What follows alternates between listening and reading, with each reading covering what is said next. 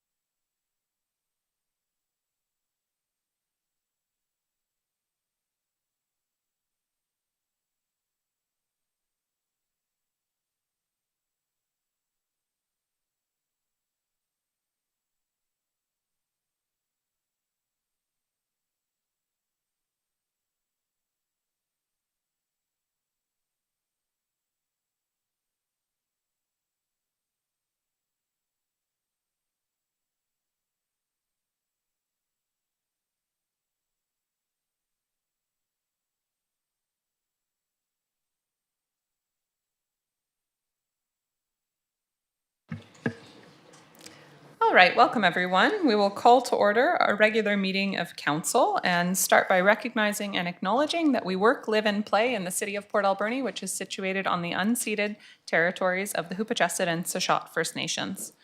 We do have an agenda in front of us. Are there any late items from members of council? Seeing none, any late items from our corporate officer? Thank you, Madam Mayor. We do have 8 separate letters in support of item D1, temporary use permit, 3130 3rd Avenue. Thank you. We will add those items. Council, would somebody like to move approval of our agenda with the addition of the late items? Moved by Councillor Solda, seconded by Councillor Mealy. Any discussion? Seeing none, on the motion, all in favor? Carried, none opposed. On to adoption of minutes. We have minutes from the special meeting and the regular meeting held on November 10th, 2025 to be adopted as presented. Moved to adopt by Councillor Solda, seconded by Councillor Mealy. Any comments on the minutes? Seeing none, on the motion, all in favor? Carried, none opposed. And we'll move on to delegations. I think we do have at least one seat in the front if anybody wants to come and sit down. Thank you. All right, so we have a delegation today. This is Seth Wright, Senior Government Relations Manager with BC Transit. And Seth, I will turn it over to you and the team for your presentation.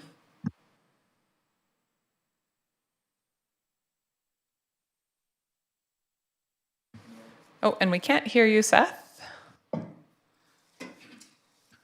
Sorry, I've had an issue with Teams. I want to say thank you, Mayor Minions. Really appreciate the opportunity to come to council today to present the final iteration of this plan. I think we came last, I don't have the date at my fingertips, but we came last some months ago, and Jacob presented a penultimate iteration of the Transit Future Service Plan for Port Alberni. This was conducted in collaboration with the ACRD, so apologies for the duplication for the members that are also directors of that board.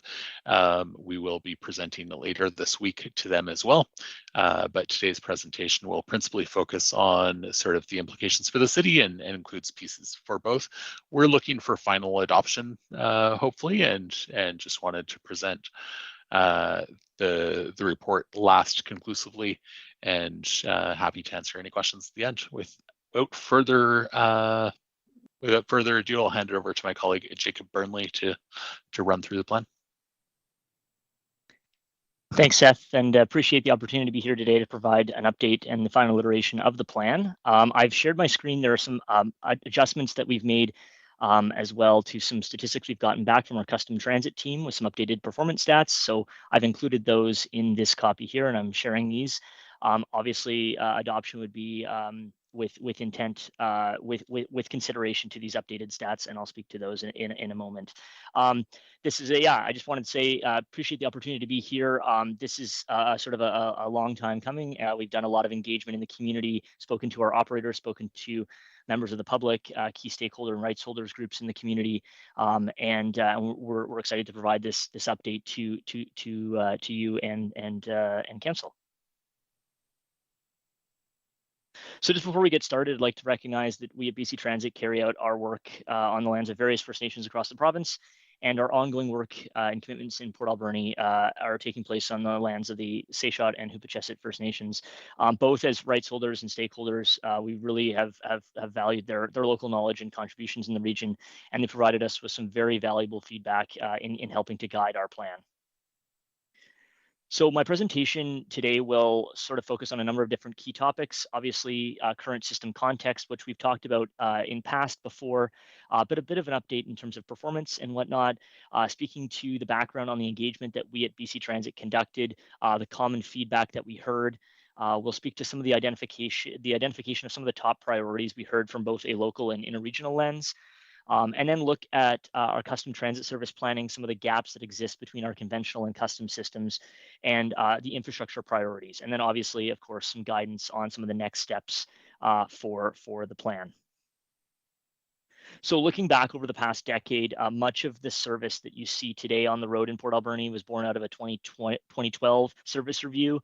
And as anyone who's familiar with the service will know, the service runs on sort of a pulse scheduling sort of setup where in which all the routes sort of leave a central exchange point. In this case, the Redford Exchange, they all leave at a central point. They all run a similar route of a similar length and return back to that central point. So really, in looking at the service that's currently offered and sort of what the purpose of this plan is, really it's meant to offer that interim guidance for improvement opportunities and to make sure that transit's work and transit's sort of planning goals are still rooted in alignment with local planning and development strategies. We really want to make sure that the plan that we're putting forth here, and the priorities that we're putting forth are helping to adequately address the gaps and the needs from what we've heard from the public and the operators around how the system is currently operating, and then also looking at how we can grow ridership in the community.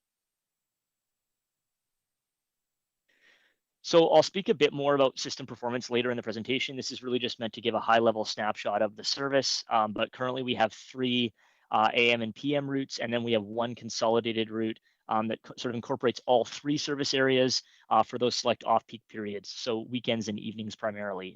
The service offers about just over 12,000 annual service hours.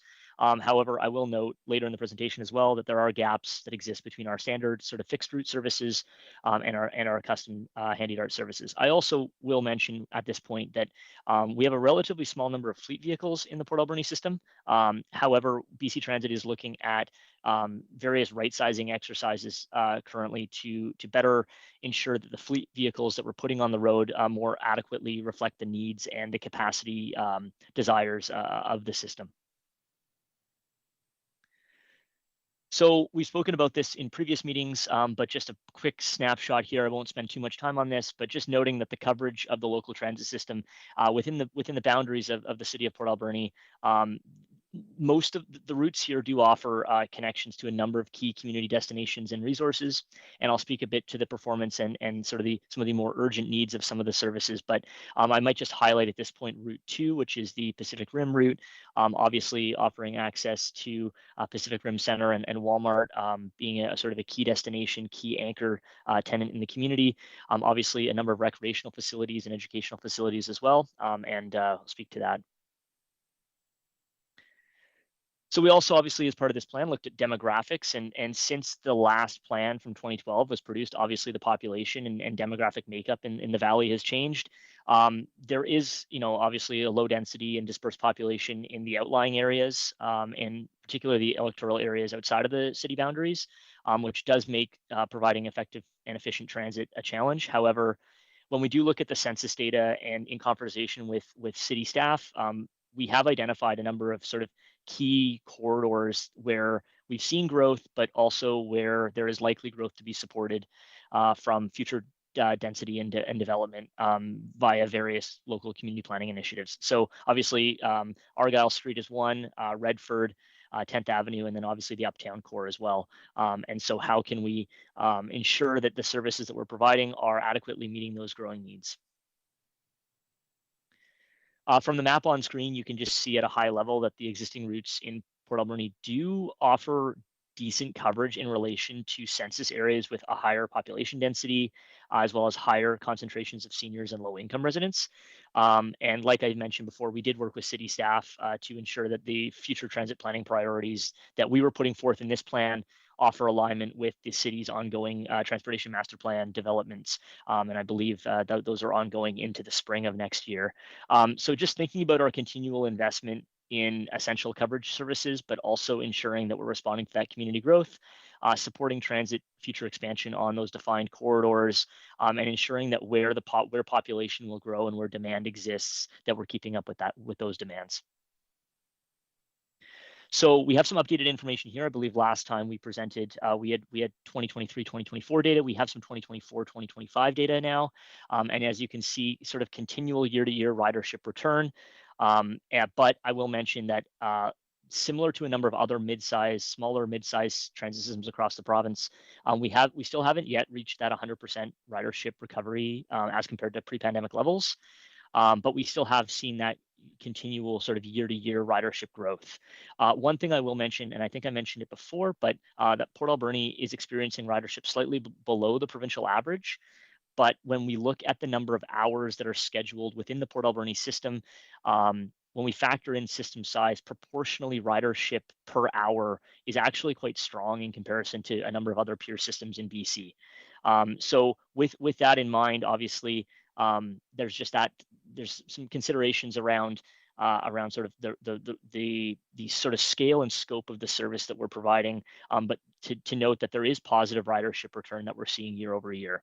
And then lastly, I will just mention that in keeping with a number of other systems across the province, you'll notice that the graph the graph on the bottom there will show scheduled service hours. And despite the pandemic, we haven't seen a drop off of service hours, and service has remained stable and consistent year over year. So the trips that are being scheduled are the trips that are being delivered. So dialing in now from a system to route level, route specific level, I mentioned the route 2. Obviously, this route sees about 24 boardings per every hour it's in service, which is quite strong. Obviously, the routes 3 and 4 are notable as being lower performers. However, in the case of the route 3, this is service sort of to the north of the city and adjacent electoral areas via River Road, so a lower density area, and thus it's likely to serve a smaller ridership base. And then the route 4 obviously is offering trips really exclusively on those traditionally off-peak travel times. So naturally, the comparative ridership that's lower is to be expected. I will mention at this point, though, that we are, and I think we may have mentioned this before, but something that we are continually working on improving is our data collection and data quality. And as of 2024, as of sort of mid last year, with improved technology on board all of our buses, we are starting to gain greater detailed and more reliable usage data. And this comes to us at a route level, at a trip level, and even at a bus stop level. So as we're looking at implementing changes in this plan, or as we're looking at improving the coverage of covered bus shelters at stops, we have a better idea, we have sort of better monitoring in place to assess the performance and viability of any infrastructure improvement or any service that's delivered.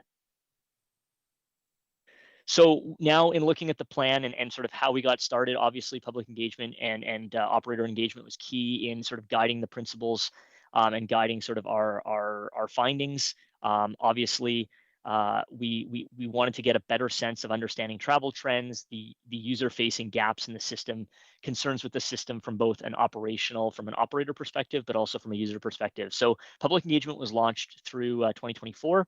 And various community marketing strategies were facilitated via BC Transit.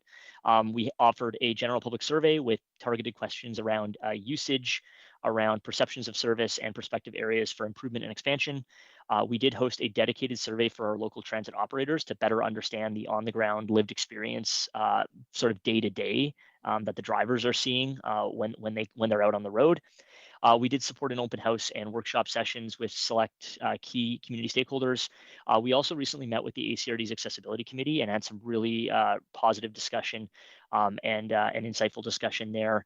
And then obviously we supported engagement alongside the ACRD with our local First Nation community partners as well, and received some really positive feedback from them, from their constituents on desires and concerns with the existing system. So in terms of who we heard from, obviously there was a broad swath of responses. I will mention that we did see a pretty equitable split of how of usage patterns in the system. So we heard from people that use the system multiple times a week. We heard from people that use the system, only a few times a year. We heard from fair weather riders, non-riders. We heard from riders both inside and outside of the city boundaries. And one thing we will note, obviously, is that we did some additional survey exports because less than 30% of the respondents did identify themselves as transit riders. So we sort of did a survey export of the non-riders, understanding what their concerns were, what their thoughts were about the system, and what they would like to see in the system. We also looked obviously at the riders themselves and where those concerns lied. So we did see some notable parallels between the user feedback and the operator and driver feedback, particularly on priorities when it came to expansion and areas with higher ridership and some of those capacity concerns. So that was really interesting, and I'll speak to a bit of that later here in the presentation. So in evaluating our current service, existing riders did note that the existing service was quite reliable in terms of service delivery. I think this can be drawn out in part because of the way the system is scheduled. So as I mentioned, we offer a pulse system, which allows for those seamless transfers at those exchange points. So if you're, say, traveling from River Road and you're traveling to the south end of the city, you're able to ride the Route 3 down to the Redford Exchange and quite easily transfer to, say, the Route 1, the south side route. So the transfers between routes have been reported as being largely seamless. There are obviously still gaps in the system, but we did see strong satisfaction amongst regular users at around a 70 to 75% rate. We did note that there was a particular gap in perceptions around safety when using transit, particularly between transit users and non-users. We did hear from users that most existing transit users that are using service on a regular basis did note that the service felt safe. But we did note that there are concerns from particularly parents of youth and also non-riders around perceptions of safety and safety concerns. So obviously something that that BC Transit is obviously monitoring. We have obviously our when incidents do arise, we do have our corporate investigations team. We have a process to investigate any and all incidents that take place on board the bus and at stops, and it's something we are monitoring. When it came to future service across the board, frequency and span improvements were number one. So how early to how late the bus is running and how often the bus arrives at your stop was the biggest concern. This is particularly heightened around weekday and weekend evening service. And that was a big, strong, consistent desire, particularly for those looking to access any sort of extracurricular activities outside of work or school. And then also, obviously, for those working in the service industry that have sort of non-traditional 9 to 5, non-traditional hours that don't fall within that sort of 9 to 5 swath. So this was obviously a top priority and is something we are recommending in the plan, is sort of a broader span of service and increased evening service. We also noted that there was really strong support to pursue planning and look at establishing future interregional connections outside of the city boundaries, and in particular, the connection between Port Alberni and the regional district of Nanaimo via Qualicum Beach and the RDN's Route 9. I will speak a bit more about this in the presentation, but it's something we heard pretty consistently from users and operators as being a gap that is in need of addressing. I just wanted to interrupt for a moment because we are at the time limit for a delegation already, and I note that there's quite a bit still to go in the presentation. So I just want to get general agreement from council that we're okay to proceed. I'm seeing nods, so we're going to go with that. I do note that there's a lot of detail in here, so don't feel like you have to go through every detail, as council has had a chance to read the presentation as well, but continue on. We certainly want to make our way through all of it.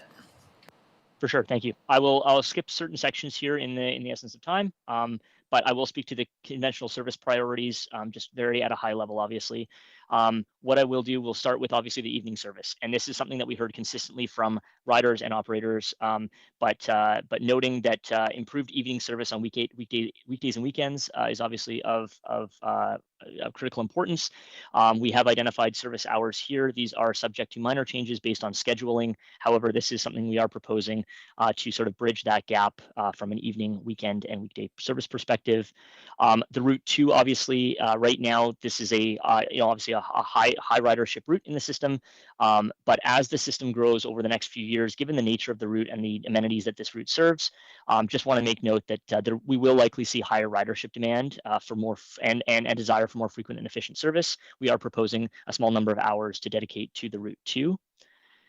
The connection to the Seychelles First Nation is one that has come up repeatedly in public engagement, and we did note that while further operational and feasibility studies would be required, this is something we are proposing in the plan to initiate those conversations, and we have two service variant options available there. There is more detail available, and I'd be happy to answer any questions about this proposal. In terms of the interregional connection, we had talked about this as well. Similar sort of stage we would be at with this in terms of the requirement to look at sort of an additional service feasibility study, as well as the need to look at modifying the governance and funding structure of the transit system with consideration to cost sharing for this interregional service. On-time performance adjustments, I believe we spoke about this in our last meeting, but just the importance to ensure that as the city grows, that we are ensuring that we're infusing resources on a regular basis to maintain the service levels that we do have. Obviously of critical importance. I'm happy to answer any questions you might have about on-time performance and service reliability, but obviously of critical key importance. I will mention just briefly, we did speak to the accessibility committee at the ACRD regarding Rainbow Gardens. This was a site that had come up quite repeatedly. Based on some ridership assessments, we did note that ridership at the Falls and Pacific Rim stop is quite high, and thus at this point we are recommending that service be prioritized via custom transit to offer that door-to-door connection and potentially better suit those clients at this time. Alternate routing was reviewed, but is quite overly circuitous and would have impacts with transfer times to other routes as well. I won't speak too in depth to the customer service priorities. This is included in the plan, but we are proposing just at a very high level some peak service improvements to improve capacity on board our Handy Dart custom service, expanding the weekend service span to match the hours of our custom transit, to match the hours of our conventional service, and then obviously expanding service on stat holidays is of critical key importance for the Handy Dart service. I will mention obviously infrastructure priorities as well, and just at a very high level, we want to be considering our shelter program. BC Transit offers support for amenity improvements at stops, and we did hear that obviously that's of critical importance to users. From an operations and maintenance perspective as well, a larger maintenance and operations facility will likely be needed in the coming years to support growth and accommodate those additional fleet vehicles. So from an infrastructure perspective, there are some ongoing discussions that will need to take place, and BC Transit has the staff to help support those conversations as we move forward with the system. And then just lastly, I would just say that the plan here, we've purposely sort of built this plan to be scalable. So from this is some of these priorities, obviously things like evening service, things like matching the evening service of Handy Dart and improving capacity are things that can be scaled up and down based on council's comfort with funding support. Obviously, we offer a unique cost share model to deliver transit in the Alberni Valley, but this is a plan that we can scale up and down based on comfort. It's something that we can revisit on a regular basis as well. And so obviously, these requests, this plan would then sort of guide requests on an annual basis through our provincial expansion application process and the transit improvement program. From that, we can look at scaling this up or down based on, like I said, based on the comfort of council. We just want to make sure that this is a plan that is implementable and is something that can help contribute to alignment with community growth and council's community mobility priorities. So with that, I will wrap up here. Any questions I'd be happy to answer. Seth is here as well to provide additional context from a government relations standpoint, but I appreciate the time and look forward to your questions. Thank you. Thank you so much. I want to thank you for the very detailed presentation and really appreciate the report and the thought that's been put into it to date. I think that we don't hear from transit users in our community as frequently as I think is representative of some of the challenges we have with transit. So hopefully, I think this presentation being out there will garner a little bit of discussion, as I think that there's some really great suggestions for improvement that have been put forward here. Specifically standing out to me is the service further into the Sashot territory, and then better evening service as well. So I really hope that we continue discussion on this, endorse this plan, and continually improve the service over the next 5 years, as I think that it's a pretty basic service as it is today and has a lot of room to enhance the lives of people in our communities. One question before I go to the rest of council, I guess, is a little bit more detail on the Rainbow Gardens potential. And I have a really hard time with the fact that we have 4 bus stops in the ACRD, and the ACRD does not contribute financially to this service, and yet we don't have a bus stop directly at or in Westport when we have a high density of elderly people in our community living at Rainbow Gardens and in that direct area. So completely understand the need to not want to change or interrupt the Pacific Rim stop that is highly used, but was there consideration given to change the stops or reduce the stops that are directly in the electoral areas, if there's not a financial contribution there, and then add an additional stop at Rainbow Gardens or directly adjacent to Rainbow Gardens. Yeah, through the mayor. Yes, so we did look at various service options. We did look at routing sort of through the neighborhood directly, as well as sort of and looked at sort of service hour scenarios for both options. Personally, from a planning standpoint, looking at the ridership, like I mentioned, the Falls and Pacific Rim stop is actually the highest ridership stop north of Johnson. So was notable seeing between sort of 12, I believe it was sort of 12 to 15 boardings daily, and then obviously a similar pattern with the lightings. We did look at various options. Perhaps Seth could speak more in depth about the contribution discussions, but from a ridership standpoint, it was quite clear that Falls was sort of a priority, was a required priority for us to maintain via the Route 3. I guess just for clarity, is Falls a priority to maintain because we don't want to lose Pacific Rim, but is there a world where we could add Rainbow Gardens and still have Pacific Rim if we don't service the electoral area? When we looked at this, I'll jump in here, thanks. When we looked at this, excluding the electoral area is not a beneficial in terms of travel time. So the travel time is actually the most expedient route through the electoral area. Unfortunately, maintaining the route only within the city is more circuitous and would require additional trip time, thereby removing flexibility. Similarly, we looked at sort of trip time in the area around the falls and identified that if we went to Rainbow Gardens and served it, it would be a challenging diversion, challenging routing in terms of the road geometry and the actual access, and would also add additional trip time. I think this piece also goes back to the cycle trip times and the fact that the system is a circular pulse system. So the different routes need to be roughly equivalent in trip length. And this is a fairly productive route and a significant route. But if we add too much trip time on this, it requires us to add trip time on the other routes, just or have more layover time where the bus just sits at the bus stop. So any increase in the actual travel time of this trip would have a tripling effect on the overall cost of the service. So these were considerations and sort of saying, based on the current ridership and what we're seeing across the route, the current routing makes the most sense despite these awkwardnesses and anomalies. We've had some bigger conversations with the ACRD about cost sharing between the city and the regional district. I would say from a BC Transit perspective, we're fairly agnostic as part of that conversation. It's ultimately up to yourselves and your regional district partners to develop and evaluate how you sort out those cost sharings. Port Alberni is fairly unique in that the conventional system is funded 100% by the city, and the regional district funds 100% of the Handy Dart service. So that is anomalous, and there's nothing wrong with it. In most of our, I would say across the province, maybe 60 to 70% of transit systems are funded by cities, and the other 30 to 40% are funded by regional districts. But typically the regional district or the city is consistent across the custom and conventional side. So it's just anomalous that we have separate local government partners for according to the type of transit. But it has historically worked pretty well.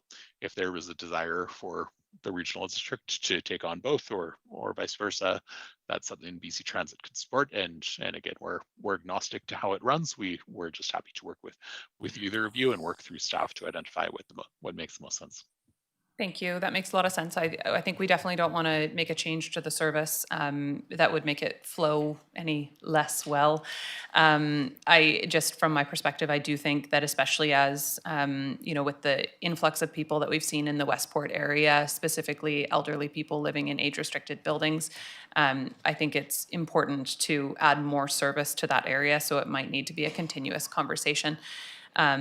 And appreciate that we can service it to some extent with the Handy Dart service, but I think that, you know, and also as well, I should say that Rainbow Gardens provides their own transportation to some of the people who live there as well, so that takes some of the pressure off. But I think the need there will continue to grow, and I'd love to be looking for opportunities to increase the service as that need grows. So when it comes to the regional district, Port Alberni is covers 100% of the costs of a lot of things that in other communities are funded by regional districts and municipalities jointly.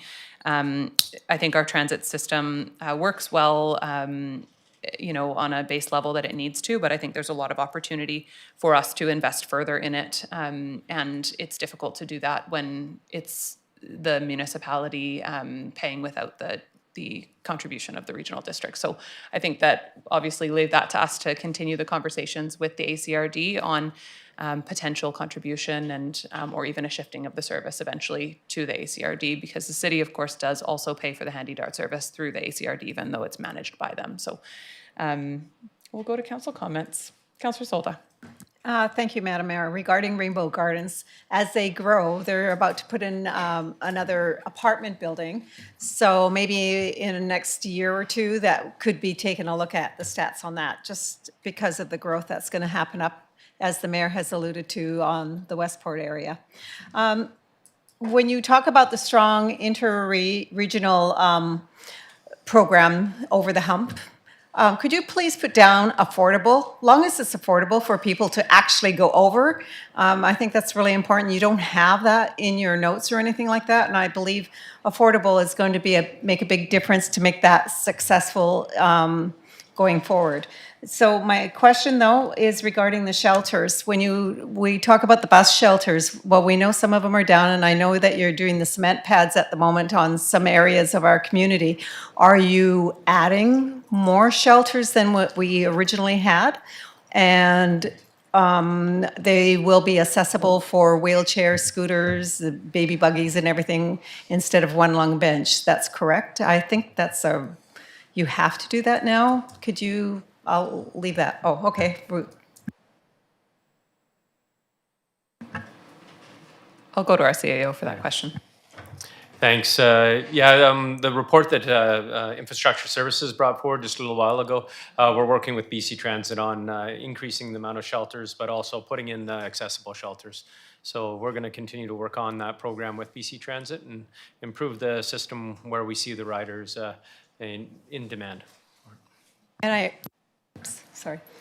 I appreciate that, and I knew that, but I just wanted the public to know that we will be getting the shelters back and they will be accessible, and I think that's really important, and I believe there will be lighting there for people at night too, so, which is a great thing, because it sucks being out in the rain when you're waiting for a bus.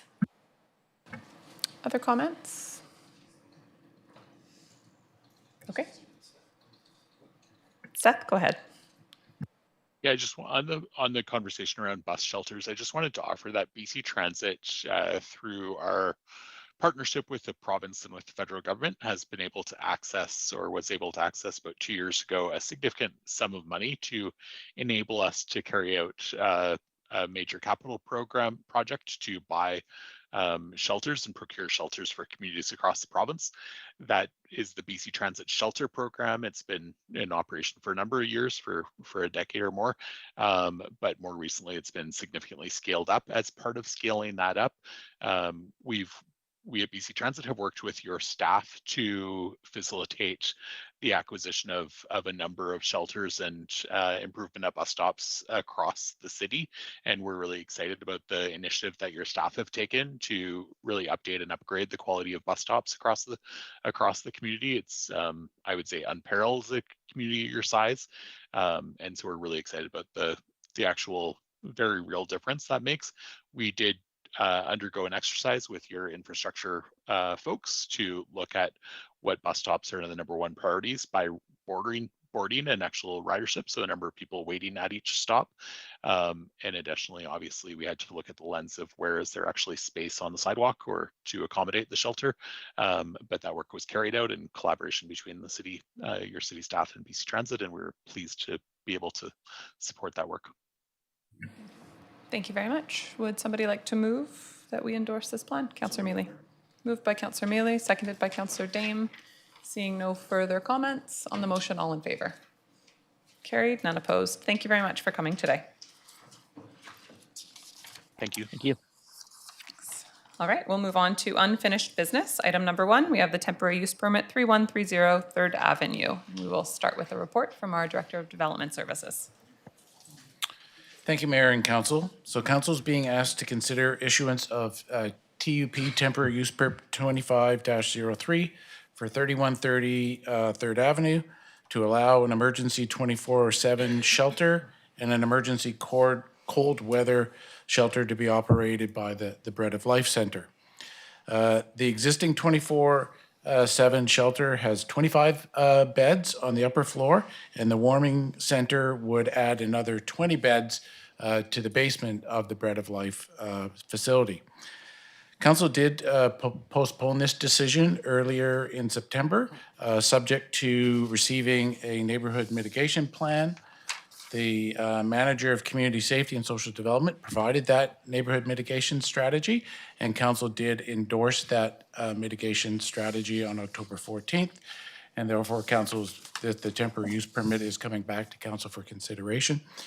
This temporary use permit would allow the emergency 24 shelter beds at the Bread of Life to continue operating for another 3 years, and would also enable the warming center to operate seasonally during cold weather emergency events.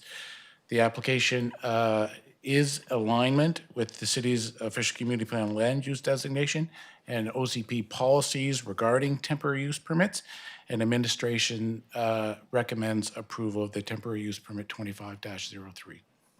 Thank you very much. And we have late correspondence as well. I'll just go to our Director of Corporate Services to provide a brief overview. Thank you, Madam Mayor. So we have a email from Jan Little in support for the services that they continue to provide. We have an email from L. Worms as well, just requesting renewal of the Salvation Army Warming Center permit. An email from R. Christensen in support of the temporary use permit as well. We have a written correspondence with a number of signatures, all in support of continued TUP services of the shelter. We have a email from M. Leminsky dated November 24th in support of the TUP, as well as one from M. Ramsey dated November 24th, also just going over the essential services being provided through the temporary use permit. And another by M. Martin dated November 24th in support of the temporary use permit. Thank you very much. And now, because this is a temporary use permit, we will go to members of the public who would like to comment. So this is an opportunity for members of the public to speak to the application. And I will go to Mr. Ambrose in the front first. And when you come forward, if you could just turn on the microphone and state your name. Yes, my name's Keith Ambrose, 3147 2nd Avenue. So, excuse me just a minute. So I've never been in opposition of either the soup kitchen, which is my neighbor, has been since Vera Seidel started it. I'm not in opposition of a shelter, obviously necessary in a lot of communities, especially one like ours, which we bring in people from other communities. And this whole subject matter, I'm really disappointed in you, Madam Mayor, number one, and the other two ladies on council, and the Salvation Army in particular, and some of my friends as well out there in public who've tried to twist this story and make it like the soup kitchen was in threat. The problem is, and I explained myself well the first time, is the conduct of the Salvation Army in regards to this application. The first time you guys approved this 3 years back in 3 months or so, there was a supposed good neighbor agreement. And I asked for it and it was handed to me over my shoulder. I got home and it was the new modern agreement. It wasn't the agreement I asked for, but we sorted that out. But the new modern agreement is what's here today. I'm the neighbor. I do not understand and will never understand how you can have a good neighbor agreement but never speak to the neighbors. Never concern yourself with the neighbors' concerns. I don't get it, because I read in the ACRD, I read in the paper that, they're interested. You should talk to your neighbors before you want a temporary use permit. And that goes on out in the country. I just don't understand. Now, I did talk to the city, and I did point out some issues to the city. But the most overriding thing for me, and I want the public to know, the thing that's been revealed to me most is not the disrespect or the misinformation. What's been revealed to me is that I was dead on the money. It's not the Harborview Apartments that's a problem. It's not the soup kitchen that's a problem. It's the running of that shelter, the operation of the shelter. They've cleaned up their act in a tremendous way, not 100%, they'll never get it. No, nobody could. I don't believe that. But they've cleaned up their act a long, long way. So much so that two of my neighbors are starting to show as they're part of the problem too. One of them has always shown a little bit. It's the Harborview Apartments. They have their own problems. They certainly do. Those people have their own problems, okay?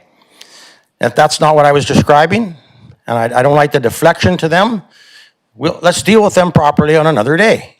The other neighbor is 2 doors to the south of me. Two people that I've come to know. One I respected until recently. The first one told me about 3 years ago to let the garbage blow down the alley while he sat at my dinner table. That was the last time. The other fella, we've been friends for 3 years, but he just told me to let the garbage blow down the alley. So directly opposite the soup kitchen is an absolute disgusting, disgusting mess on private property. And I don't expect the Salvation Army to clean that up. I expect my neighbors, Dave and Mark, the owners of that mess, to clean it up. Those are separate problems, folks. So go ahead, rubber stamp this without talking to the neighbors again. You, Madam Mayor, when you were elected on the first round, you promised an all-inclusive community. And I stood up early in your tenure, and I said it won't be including me or senior citizens. And I'm going to reiterate that today. I'm just a simple man. I paid my taxes the whole life. I worked my whole life. Just a simple man. I still pay taxes to this city. And I don't feel included one tiny bit. Yes, you people reacted to what I had to say. There was a reaction, but I was never, and I'm not included. The Salvation Army has never approached me. They've never accepted that the problems that they caused over the last 3 years were theirs. None of it. Nothing has happened in that regard. So you give them another temporary use permit based on, partially on a good neighbor agreement. It's fraudulent in my view, and it's wrong. It's absolutely wrong. So when the public starts being ignored, as I have, then we stop engaging. Oh, and just one issue outside this one, real quick. The ACRD contributing to the Handy Dart. I'm now relocating to the Beauforts. We have 0 ridership, so we're considering canceling that service. 0 ridership. I noticed on their report, we're not even on it. Thanks for the time. Thank you. I don't expect any. No, that's okay. You can leave it. Come on forward, Carol. Mike's still on. My name is Carol Ann Zanetti, and my business addresses are 3025 3rd Avenue A and B.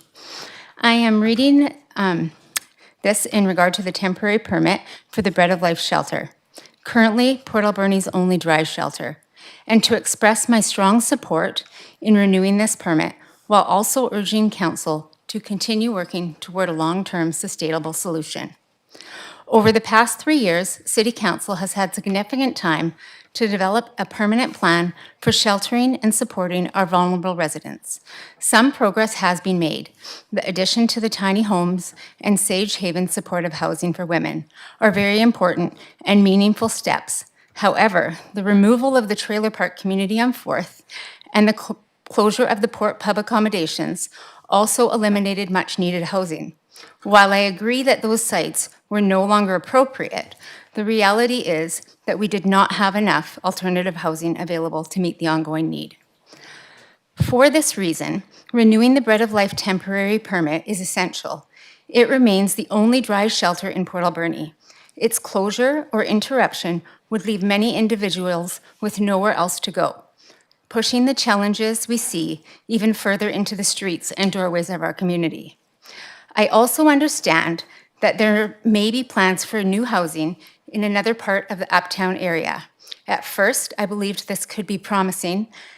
However, after doing some research into the potential operators, I have some concerns.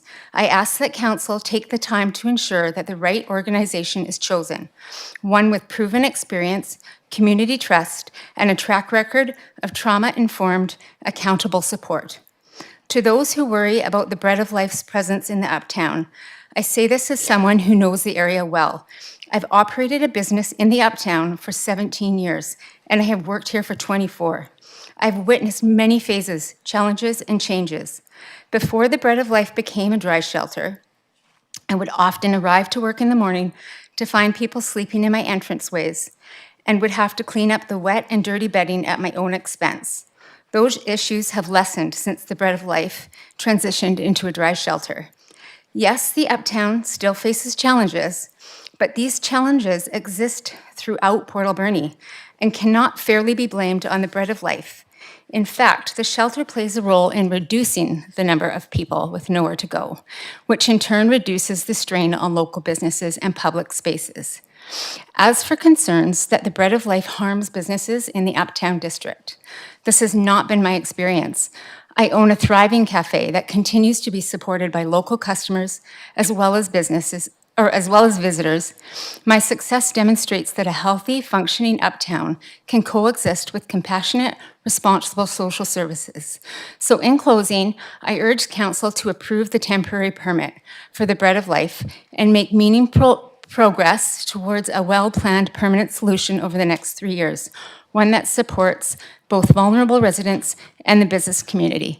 After I wrote this, though, I got to reading a lot of the letters from businesses, and I really want you to keep in mind that a lot of the businesses that are not in support of the Bread of Life were not businesses in the Uptown before the Bread of Life. So they have no idea that all of this has been happening for many years, and it's not because we have a shelter.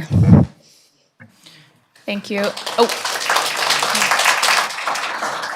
Thank you. And sorry, just before anyone gets up, I do have to ask that we actually don't allow clapping in the room. Appreciate that people care a lot about this topic. The reason that we don't allow clapping during these types of meetings is that clapping for something you like might lead to booing for something you don't like. And the intent today is that everybody have an opportunity to get up and speak to this issue. And we want everybody to feel comfortable getting up and speaking to the issue. So if we could hold any applause or kind of positive, negative, that would be appreciated, and we want to make sure everyone has an opportunity. I do want to also just flag for anyone in the room who might be interested, we do have an upcoming public hearing on the 2nd Avenue housing project that I think is an important piece of this whole puzzle as well. That is on Monday, December 1st at 6 p.m. at Echo Center, and that is for the housing application at 3027 2nd Avenue. Thank you. And you can come on forward. And I'm sorry, I'm going to point at people to direct who can come forward. I only know half the people's names in this room. Well, I wrote a letter, but my writing is not good. And when I handed it in, I was told it wasn't going to be read. So I just wanted to make sure that everybody heard it. And I'm glad to see you have some quotations on the wall, because I've got one in here that I think applies. It's unbelievable to me that I'm having to write I'm sorry, would you mind just introducing yourself? Oh, I'm sorry. My name is Thank Janice Wade, and I live on Kingsway Avenue at the bottom of Angus, so I'm sort of a neighbor. And I deal at the TD Bank, so I'm often interacting with some of the street people, and I've always found them to be pleasant and kind. So I have no issue with homeless people, but I feel we have to be very supportive of them. So I'd like to say this, that it's unbelievable to me that I have to write this letter, because it's impossible that anybody could be so hard-hearted that they have no compassion for the homeless. Not to mention that it's unimaginable that our once prosperous, peaceable, and compassionate country allows its citizens to be unable to afford basic food and shelter. Thomas Jefferson once said that a society is measured by how it treats its weakest members. And anyone measuring us will find us wanting, And we are being measured and judged by God, who commands us to care for the poor, the sick, widows, orphans, the weak, and the lost. I urge City Council to throw their full support behind all the Bread of Life programs and to any other agencies and organizations that try to help the homeless. One day, each one of us will stand before God and be judged on how we live this life. And remember this in every decision you make. I'm pretty sure that every voter in this town who considers themselves a Christian will be watching your decisions in this matter. And I'm trusting that you will do the right thing. Thank you. Thank you. And just at the back here, yes.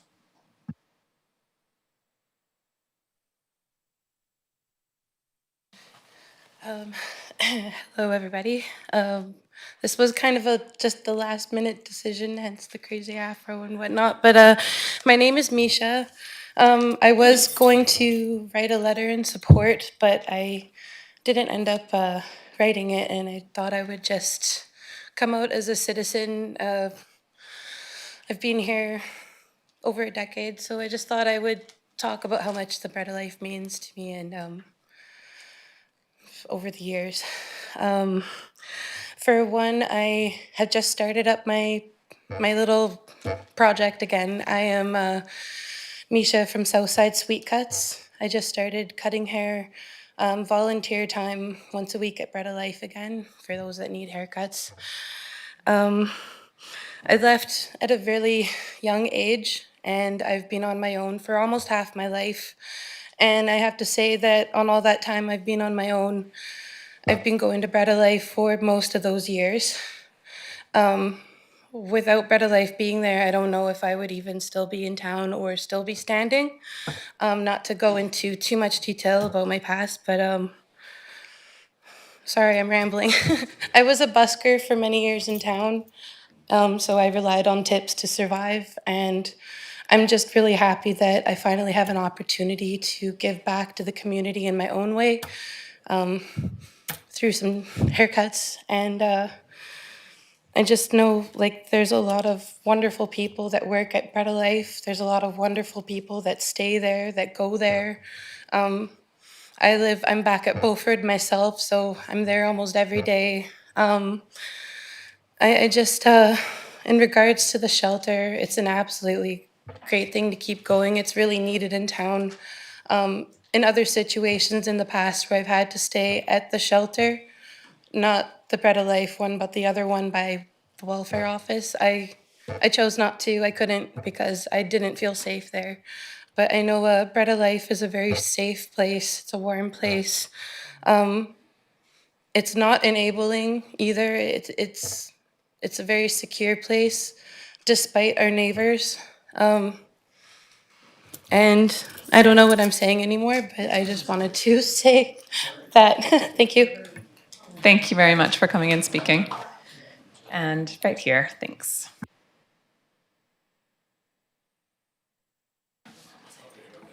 It's on. I have a letter here that I wrote to everybody. Good afternoon, Madam Mayor and City Councils. I'm here today to strongly the renewal of the Salvation Army Mormon Center permit and express my serious concerns should this vital resource be closed. My perspective is informed by 4 years of direct experience working on the front lines as a support worker at both existing shelters on 8th Avenue. During my night shifts, we were frankly forced to turn away clients because all the beds were full. The availability of the warming center became an absolute essential overflow option, offering a safe alternative when we had nowhere else to send people. My coworkers and I were deeply grateful to know there was another safe place for our clients to go. I'm also speaking to you as someone in recovery. Had I not managed to turn my life around, I would be on the streets. I understand firsthand the challenges faced by those who are currently homeless. They urgently need a safe, accessible place uptown. The current shelter locations on 8th Avenue are often too far for them to walk, especially in climate weather or they are facing mobility challenge issues. The Warming Center, in my eyes, is a godsend, particularly both because it's low barrier, substance-free environment. For clients actively seeking sobriety or simply needing a respite from the cycle of addiction, the absence of drug and alcohol use is a crucial feature. Even decades ago, when I volunteered at the Bread of Life and their consignments during the 1990s, the issue of drug issues at places like the Frickstaff Apartments were persistent. I continue to drive by the Warming Center area to check on past clients because I genuinely care about their safety and well-being. Many of them tell me how happy they are to have a place to go, get a hot meal, and sleep without the pressure of substance use and surrounding them. Please, I implore you, consider the profound negative impact of closing this center. I know that many vulnerable clients, whether they're homeless due to addiction, job losses, or an inability to afford rent, will be forced to live on the streets and face the severe risk to their survival, especially during the colder months. This center is their home, their lifeline, and a crucial component of our city's social safety net. I urge you to renew the permit for Salvation Army Warming Center immediately. Thank you for your time and consideration. It's my heart. Thank you. Thank you very much for speaking. And do you mind just stating your name, because I missed it at the beginning? It's Lisa Worms. Thank you, Lisa. Thank you. Okay, who would like to speak next? Thanks. I've got a hand here with the red coat, and then Nina after that.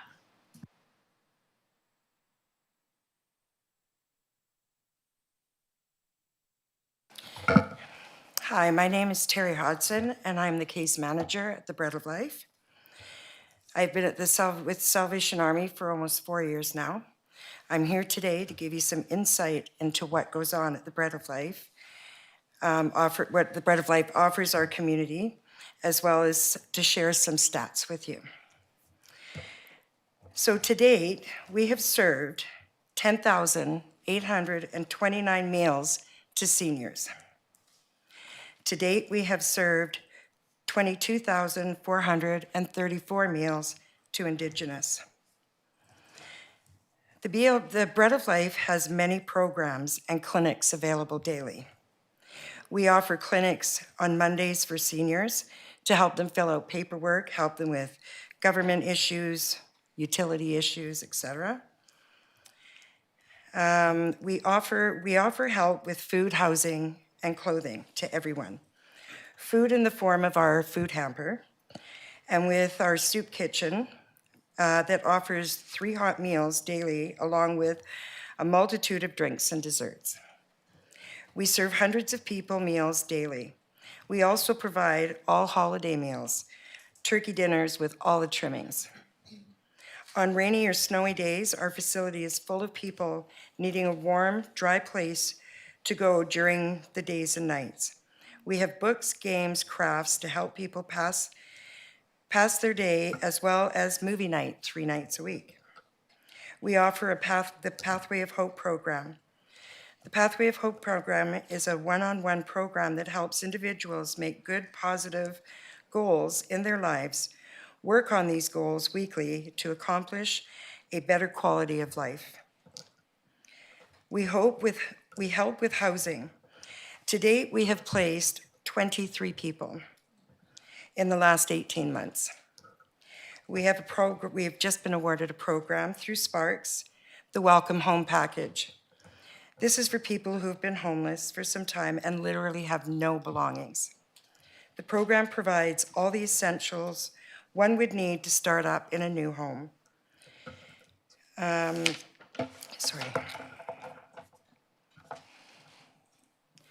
We offer a women's group every Thursday. Currently, we have 6 to 8 people joining us in that. We offer specific emotional and spiritual care every Thursday morning, and we usually have 6 to 10 attendees. In the new year, we will be starting up a Smart Recovery program. This will be a weekly meeting. We also have, as Misha said, free haircuts every Tuesday.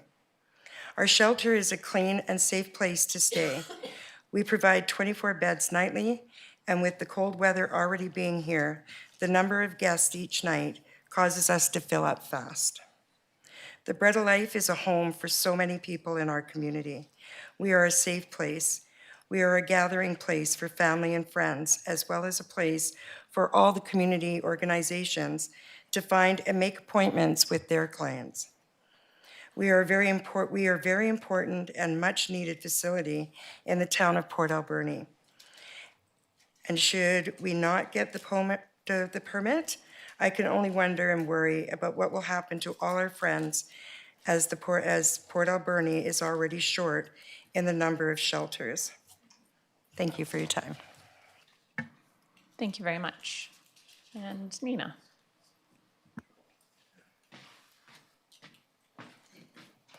Hi there. My name is Nina Kasinko, and that's weird. I am here to speak as the co-chair for the Port Alberni Community Action Team. So we did send a letter in, but I didn't hear that it got noted, so I just thought I'd speak on about that. So on behalf of the Port Alberni Community Action Team, we're writing to show our strong support for renewing the temporary use permit for the Salvation Army Bread of Life Center at 3130 3rd Avenue. The Bread of Life provides a safe, substance-free place where people facing homelessness and food insecurity can find stability, warmth, and support. Many seniors and people in early recovery rely on this space. It is often the first place they go when they feel safe enough to begin to rebuild their lives. Some even return later to volunteer, support others, and contribute positively to the community. Sorry, shaking. I'm really nervous.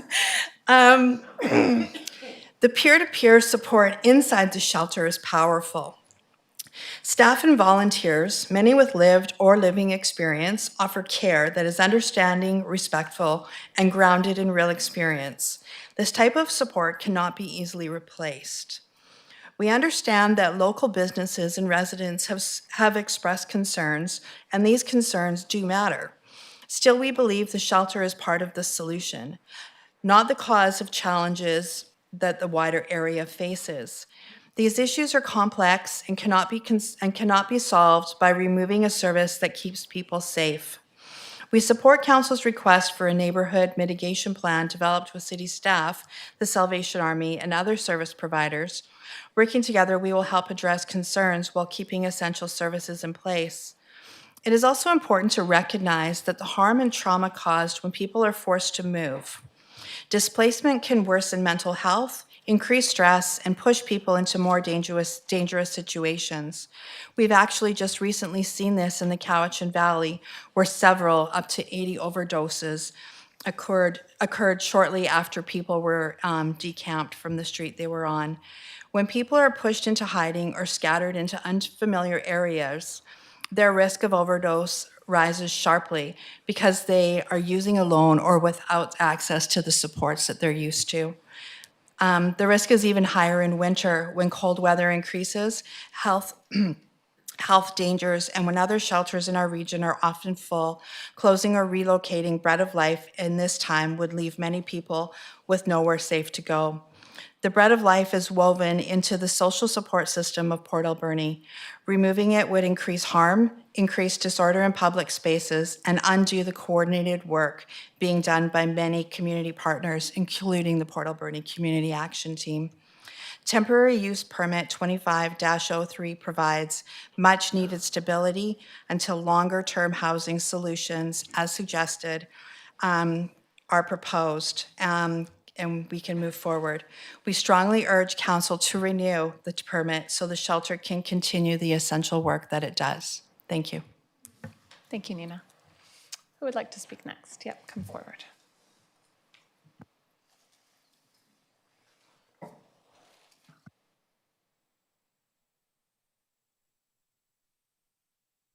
Okay.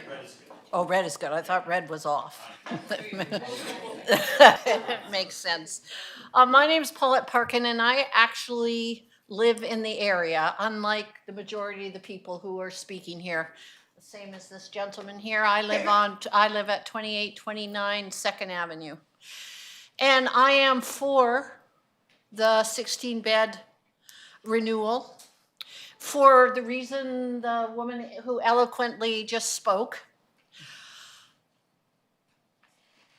I am extremely concerned and perplexed why you have been dithering around as a council about the 16 beds for the Salvation Army, who does all the great work and is for people who want to dry out. And then suddenly in my community, you're going to ask me to put a 6-story, 55-bed, non-barrier building? I'm like, what is going on here? You guys are like, oh, well, should we do the 16 beds? And now suddenly you're going to do that. Like, I'm like, no. And I'm concerned about that. I've moved here recently. I had lived here and I came back. And there was quite an argument, I don't know if you remember, about the one that was building by the library in Parksville. In fact, Berwick wouldn't even put their retirement center there at first. And they came to a point where that building is now integrated into part of the community. Berwick built their retirement home, the library operates, and everything like that. And I'm hoping that we're going to get to that point, the people who live on the streets there. But a non-barrier 55 six-story housing unit, look at the mess up by the RCMP station. As a member as a person who actually owns property and lives there, I'm going to say no. But as for the Salvation Army, they do good work and they should get their 16 beds. Thank you. Thank you. Who would like to speak next? We just have someone in the back. Thank you.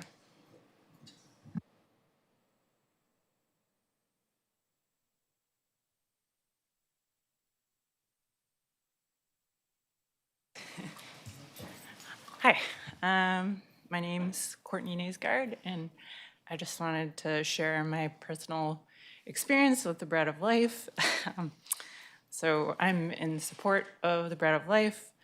So last winter, my mother, who's severely mentally ill, came to Port Alberni. It was like super emotional, super stressful, and the Bread of Life provided me the most, they were a huge help.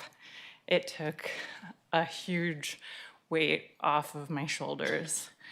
And I personally don't know how I would have got through that without their help and support.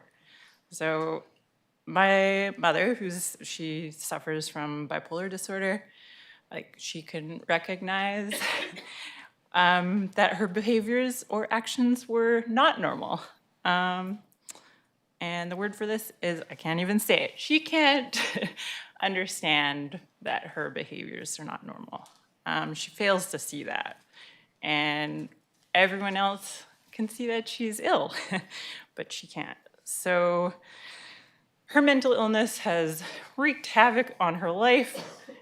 She's kind of been in and out of jail, hospital, you name it. And so while my mom was here, I did my best to support her. I tried to house her, but it wasn't good enough. I couldn't supervise her 24/7. She refused to respect me or my home. I feared that she would hurt herself or the home. And so she also didn't have any money. And so really the only place that was there for her was the Bread of Life. And sorry, 1 second here. Yeah, she'd really exhausted all her other avenues of help, and the Bread of Life was there. So while my mom was, so the Bread of Life provided a safe, clean, and warm place for her to sleep. It provided her with access to, washroom, shower, to stay clean, and amenities to stay clean. They provided her with meals. She had somewhere to do her art. And most importantly, it provided her with community. She really enjoyed making friends with the staff and the other patrons there. And I mean, how did the Bread of Life help me? I mean, the obvious answer is that it took the stress away having to care for my mother when I couldn't. And knowing that she had a safe, warm place to sleep, and that she was making friends with the people there. And the less obvious answer was the community of the Bread of Life really gave me hope. One staff that I spoke to had mentioned overcoming her own substance abuse problem, and that the Bread of Life working there helped her to stay on track. And another staff just took the time to talk to me about a deeply personal question or a deeply personal topic, which is, do I want to continue in my relationship with my mother? And he took the time to speak to me and draw on his own personal history and experiences and chatted with me. Just took the time to chat with me about that. And my whole point is that the shelter is more than just beds, and it's really support for people that fall through the cracks and support for the family members of those people who can't, it was such a huge support for me. And I think it's just a support for the whole community. So I just wanted to say I'm in support, and I hope that the renewal happens. Thank you. Thank you, Courtney. Yeah, come on forward.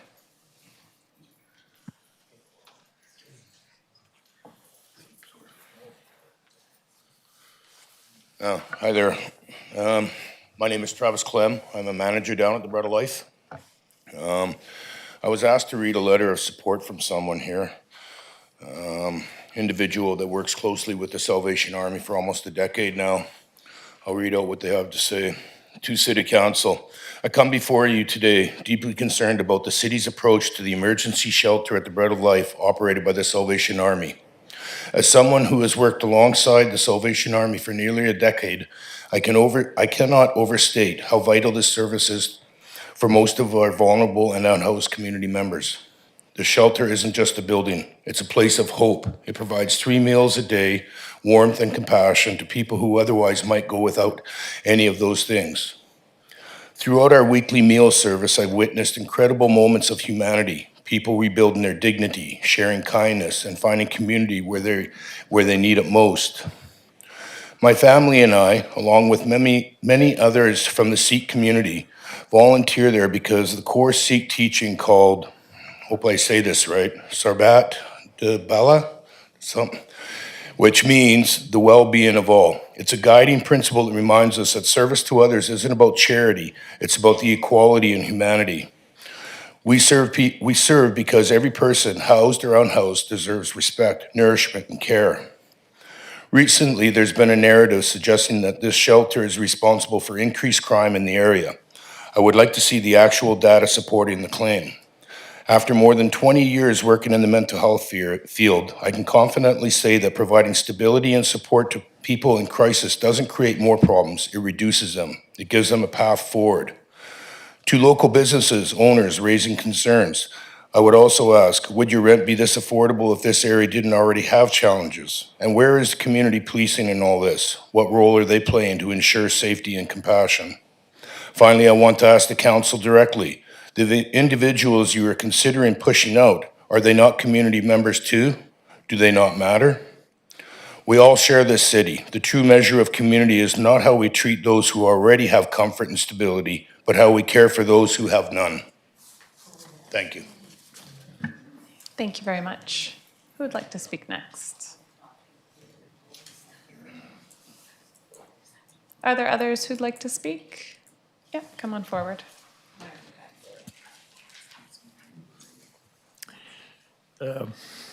My name is Mario de Brentani. I'm friends with some of our homeless people.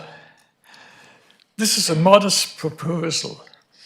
Let us do away with overnight shelters.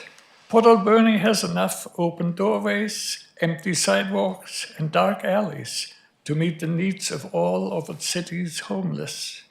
Who wants hot indoor showers when there is a gentle rain from heaven and the clear air of the night?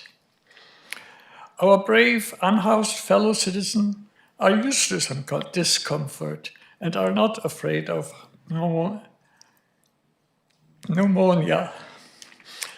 There may be some nights when the temperature drops and hypothermia sets in. Then, however, the confused minds will refuse to believe in the deadly cold and wrongly think all is fine. Result, one less homeless person. This, however, may be a small step to solve the homeless problems in our fair city. And in the distant future, make it unnecessary to discuss rules for overnight shelters in this warm and pleasant place.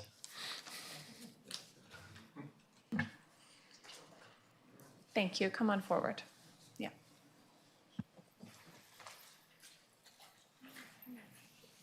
Hi, my name is Michelle Humphreys, and I'm in support of the Bread of Life. There's more than one reason, but I'm going to give you my main one right now. About 3 months ago, the Bread of Life was going to be where I thought I was going to have to call home, because the rentals out there are few and far between, especially affordable. The Bread of Life is the shelter that I felt more comfortable going to. I have received meals, not that it looks like I need any, but I have received, and I'm very grateful. And knowing that there was a roof that could be over my head. Otherwise, where was I going to go with a blanket? But maybe the picnic shelter at Blair Park. Because I'm one that would probably melt in the rain.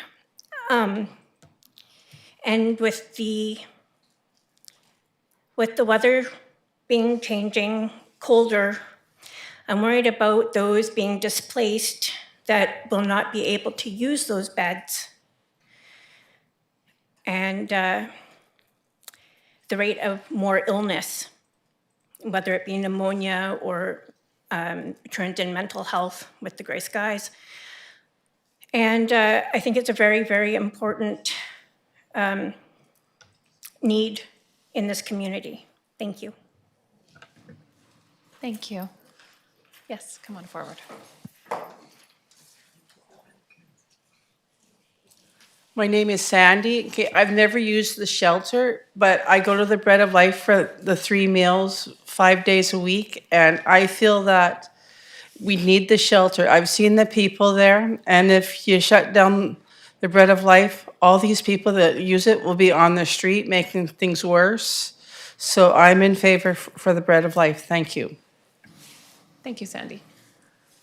Are there other people who'd like to come forward and speak today? Yep, come on forward. My name is Grace DeBrentani, and though I am very much for the Bread of Life, I do appreciate the man who came forward and recognized that for him, it is a problem. And we must always keep that in mind. These people are not sleeping under my porch. They're sleeping under other people's porch. And we must, so I appreciate the man who did come forward initially to talk about the problem. Thank you. Yes, come on forward.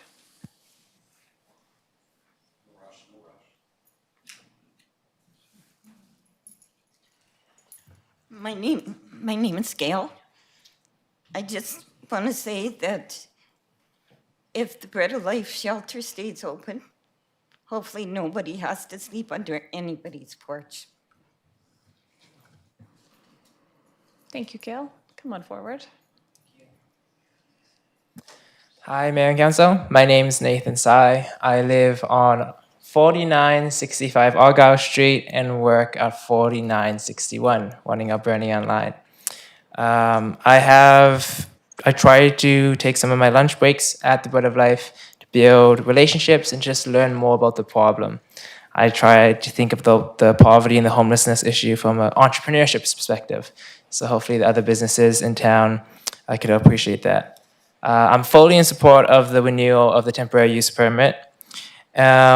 And it's really centered around this question of where do we go from here to leave homelessness in the past? To begin that, I want to share a story that happened around 2017, way before the temporary use permit was ever in question. My dad had parked across the street in the gravel parking lot. We crossed the street back, and there was a man who looked disheveled, and I struck up a conversation with him. I introduced myself, and I said, "Hi, my name's Nathan. What's your name?" And as I did so, I hesitated in in offering him my hand. He noticed that and said, "I wouldn't want to shake my hand either, as I've been touching garbage and whatnot." And it was in that moment where I had a big sense of conviction. I had grown up learning about the caste system in ancient India and ancient Hinduism, and there was a case called the Untouchables. And I think myself and my arrogance was thinking, oh wow, what would it be like to be in a society where there was a group of people who were not even deemed worthy of touch? And in that moment, I realized that who was I to judge when there was someone right before me who was unwilling to offer the dignity of a handshake? In that moment, I said, "Sir, I would like to shake your hand." And we shook hands and we had a short conversation and then we went on. I think when we consider homelessness, we got to consider it's not just an issue of logistics, providing enough housing or employment, but it's also about the restoration of human dignity. I think one thing that's really special about the Bread of Life, not just the soup kitchen as well as the shelter, is that it provides a community for people with diverse backgrounds. You have some people who are homeless, lacking employment, and have no social circle.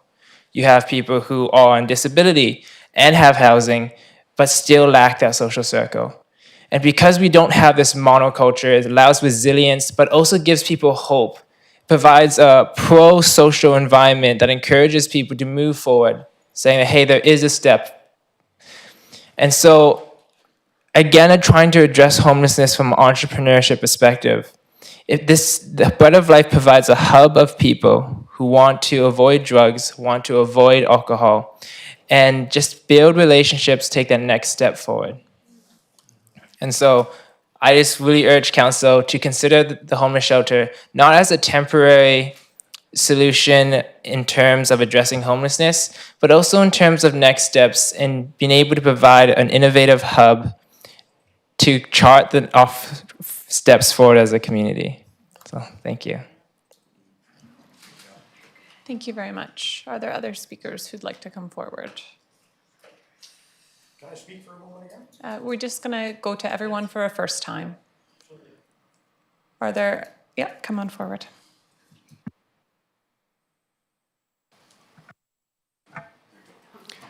Hi, my name is Alex Glassy. I'm the president of the Restorative Justice Society in Port Alberni. I've seen you all before at this podium. I've been here on November 18th. I've been here in Port Alberni for 5 years. And I've come to know Port Alberni as a place of very compassionate place. I'm proud to be here. I intend to continue to live here. And I'm also proud to call all the people in this room my neighbors. And I'm in favor of this motion. Thank you. Thank you, Alex. Are there other members of the public who would like to speak today? Yeah, come on forward.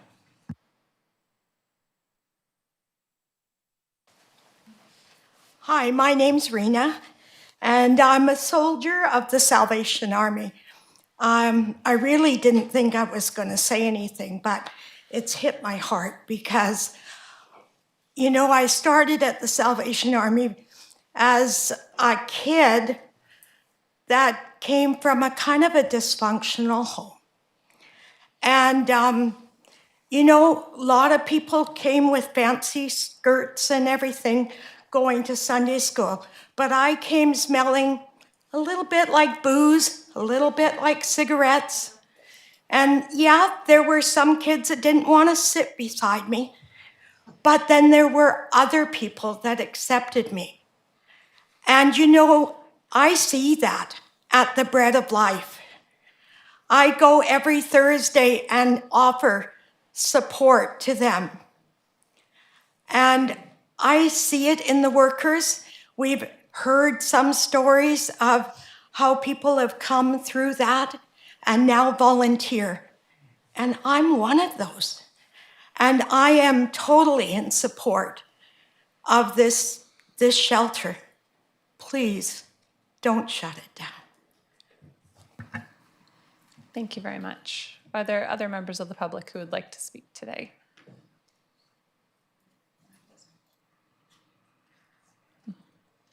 Yeah.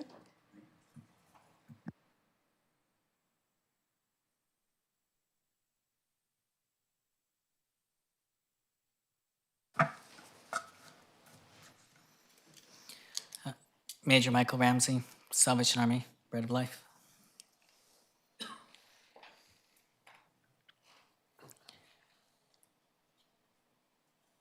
The testimonies that people have shared here today are true and from the heart. And it's always a blessing to hear how lives have been transformed. City Council, when I entered into training as a Salvation Army officer, I was a member of a community in Vancouver's downtown east side whose purpose and calling is summed up in Isaiah chapter 61, verse 4. They will rebuild the ancient ruins and restore the places long devastated. They will renew the ruined cities that have been devastated for generations. I've been faithful to this calling. We have all been faithful to this calling here in Port Alberni. And this is exactly as the testimonies shared say that is happening at the Bread of Life. In the previous 18 months, as has been said, we have housed 23 people who were previously homeless, who now have a place of their own. We provided more than 144,500 meals from our soup kitchen. We provided a further 11,000 meals from our food truck. We have kept people 3,940 times inside, off the streets at night, providing them with a bed, shelter, a safe place, with no in and out privileges. Once they are inside for the night, they get to stay safe for the night. We keep them off the streets. People who need to smoke at night or who need some fresh air are able to do so on an enclosed deck behind a further fence in back of the building, supervised and safe from people who may wish to harm them or others. People have access to showers, laundry, washrooms at the Bread of Life. Our guests don't need to relieve themselves in the streets. We need more places like this in our community. The Bread of Life serves families, including children. Seniors more than 10,000 times this year, and members of our First Nations communities more than 24,000 times this year. When you come into the center, one of the first things you will notice is seniors knitting or doing crafts. We provide a dry, no alcohol, and clean, no drug shelter in our community. It is so important that people have a place to go where they're not forced to be around addiction, particularly if they themselves have been sober for a year, a month, a day, an hour, or if they've never used drugs and wish to keep it that way. We're a hub where doctors, nurses, mental health workers, social workers, outreach workers can see their clients, where clients feel safe and at home. We are a family. We are providing people with hope. Hope isn't a vacuous dream. Hope is a realization that lives and communities can be changed. And when one has hope, one can change and one will change. This week at the Bread of Life Center, we have sober addicts helping out their friends still struggling with addiction. We have people volunteering who have never had a job before, working alongside retired people who've worked their whole lives. We have people starting their first ever job with us in their 20s, 30s, 40s, 50s, and older. We have so many people starting new lives, healthy lives, happy lives, transformed lives. We are positioned next to one of the hot spots, as they were designated, in the Harborview Towers. And we are proud that we are able to help people who run into problems in the Uptown. We provide an escape, a transition, a real tangible hope for the people in the community. Escape is important. People come to us to escape dangerous relationships and environments in the community, and instead of having to sleep on the streets or with an abusive or addicted partner or having to find transportation out of town in a crisis, they can walk right into the Bread of Life Center and have a warm meal with friends and a safe place to stay with our community's resources right at hand. Is this the right place for the Salvation Army shelter at the Bread of Life Center where people have food, friends, family, and support? It's the perfect place. We need more Bread of Life centers to protect the vulnerable and others from predators and protect the businesses and the community members and offer people a real tangible hope and a new life. When I was commissioned and ordained as an officer in the Salvation Army, I took a sacred oath to care for the poor, to feed the hungry, to clothe the naked, to love the unloved, and befriend those who have no friends, and by God's grace to prove myself a worthy officer. This not only I, but our entire team has been faithful to, and by the grace of God will continue to do so. If we had Bread of Life centers everywhere in this community, think of how many more people we could employ, house, mentor, and allow to be part of society. Where we are, however, is the perfect place for the Bread of Life Center and the Salvation Army shelter. And by employing and housing people in need and empowering staff, volunteers, and patrons to clean up the neighborhood, take care of one another, and succeed in life, we will indeed rebuild the ancient ruins, restore places long devastated, and renew the neighborhoods of our community.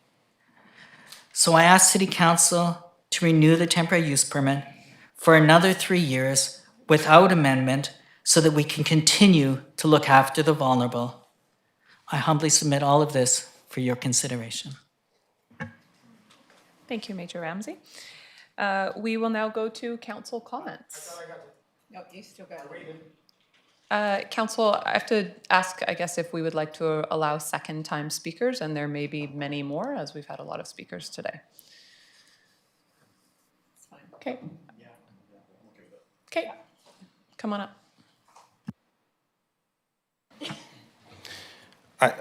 I think it's a done deal here. I'd just like to point out one more time, folks, for the people of Port Alberni, all I hear is people asking for sympathy. All I hear is bread of life, bread of life. Well, nobody's talking about the bread of life, folks. You people are charged with the responsibility here, council members. Okay, and you're to vote in an intelligent way on an intelligent subject. So I hope you can see through this. For me, it's not a problem. But quickly, Madam Mayor. Years ago, I told you if I were homeless, I'd go up one of our ravines and build the nicest homeless camp you've ever seen. I currently live in it, out in the Beauforts. I did it 3 times. Upon the hill, within my view, is a large, large home. Jacuzzi, it's got a bathroom like a hotel. It's got a swimming pool like a hotel. It's got extra suites like a hotel. It's mine, but I still live in my homeless camp.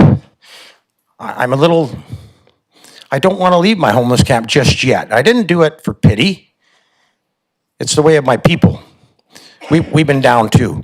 So when you vote here, just remember, the Salvation Army didn't mention anything about responsibility, but you folks are charged with a responsibility here. When you sign agreements that you intend not to follow, like the friendly neighborhood agreement, he has no intention of following it. He has no intention. He never followed it last time, but that gives me the ability to enter the court system.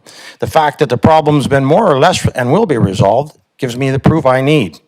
So thank you, council. But when you're doing things, just remember, when you're going to serve some and victimize others, those victims might have the strength and will to come forward. You're not looking at a weak man. I see my arguments won here. Thank you very much. Thank you. I'll go to comments from council. Councillor Mealy. Thank you, Madam Mayor. First of all, I'd just like to take the opportunity to thank everyone who sent a letter, came to speak today to fill your seats here in council chambers, especially the speakers who haven't spoken for the first time or maybe thought it was a challenge to come here to speak today. Thank you for coming and standing up, and even if it was only a few words, it came from the heart, and I can understand that. I'd like to take this opportunity to go back to some of the comments I made. Not much has changed in the way that I think about this. Is I said at the last meeting when we talked about this is I'm going to have to be convinced of another place to take over for the Bread of Life for me not to vote in favor of the temporary use permit, and I haven't seen the solution. So understanding that, we also must talk, and I'll say it again too, I echo the mayor's comments from last meeting, and I'll say it again, unfortunately, Mr. Ambrose is gone now, but he does not agree, but I do think it's not the Bread of Life that is the problem there. I do believe it's the Freakstad Apartments, for the lack of a better term. Sorry, I can't remember the new name, doesn't matter. So I think we just need to be conscious of that, that the issues in the area is most likely next door. And we're gonna have to deal with that eventually. But in saying that, I do wanna thank the Salvation Army for doing the temporary use permit properly with the warming center part of it. That was an issue in the past that it came to a council meeting pretty much right at the time where it was really cold, and council had to make a decision on the spot, and I believe we made the right decision, but thank you very much to the Salvation Army for including that in this, getting ahead of the game, really is what it is. It's and it was confirmed at the first meeting of my thoughts that that's what it is. It's just getting it all properly put into place so that we don't have to worry about people when it becomes too cold, where are they gonna go? The Good Neighbor Agreement, I am fine with that. I trust that the Salvation Army will do their part. Again, I feel bad Mr. Ambrose left. He was the one that brought it up. I guess the way I look at a Good Neighbor Agreement is if we went to every neighbor and asked of their input before making a Good Neighbor Agreement, then I'm gonna have a neighbor ask me to cut my grass with a pair of scissors. And if that's going to be in a Good Neighbor Agreement, that would never work, right? So the Good Neighbor Agreement is just a guideline to ensure that that property is doing what they can to be a good neighbor. Broad, okay? So, and which I believe that the Salvation Army will do that. Other than that, Madam Mayor, I think there was something else, but there was so much that's gone on. I'm trying to listen to everybody. So just want to take, again, the opportunity to thank everyone for coming and putting your input forward, negative or positive. It doesn't matter. And I'm just glad to see everybody here. Thank you, Councillor Dame, and then Councillor Haggard. Thank you, Madam Mayor. I would also like to start by acknowledging the people in this room. Thanks to all of those who stood up to share their perspective. It takes bravery. I know some of you have expressed feeling nervous up here, and I want you to know I can't speak for all of council, but I often also feel nervous up here, so I know how it feels. Port Alberni has often been called the community with a heart, and those of you here today have demonstrated loud and clear why that is. I'm deeply grateful for how much our community cares about this issue, all sides of it. The concerns and lived experiences shared on both sides are valid and deserve respect. I would also like to recognize the Salvation Army and Bread of Life, and their work supporting our most vulnerable is profoundly important and often thankless. I deeply appreciate it. Our community is stronger, healthier, and more humane because of their presence. Nothing said here should be taken as a criticism of their mission or their intentions. It is also true that wherever essential social services operate, there will inevitably be a radius of impact, some positive and some challenging. These supportive services are not the cause of our broader social issues, but they do influence how and where those issues may appear. Acknowledging that reality doesn't diminish the value of that service or the effort of the volunteers and workers involved. It simply ensures that we make informed decisions regarding appropriate property use. That is why we asked for more time and why we requested a mitigation plan. It wasn't intended to delay or assign blame, but to understand the full picture and ensure that all voices were heard. Our challenge is this: a temporary use permit is by definition temporary. By law, this site can only operate in this way for a maximum of 3 more years. So even if we are to approve another term today, with no further action, we will find ourselves back here again in 3 years in this same position, and council of that day will not be allowed to offer a renewal.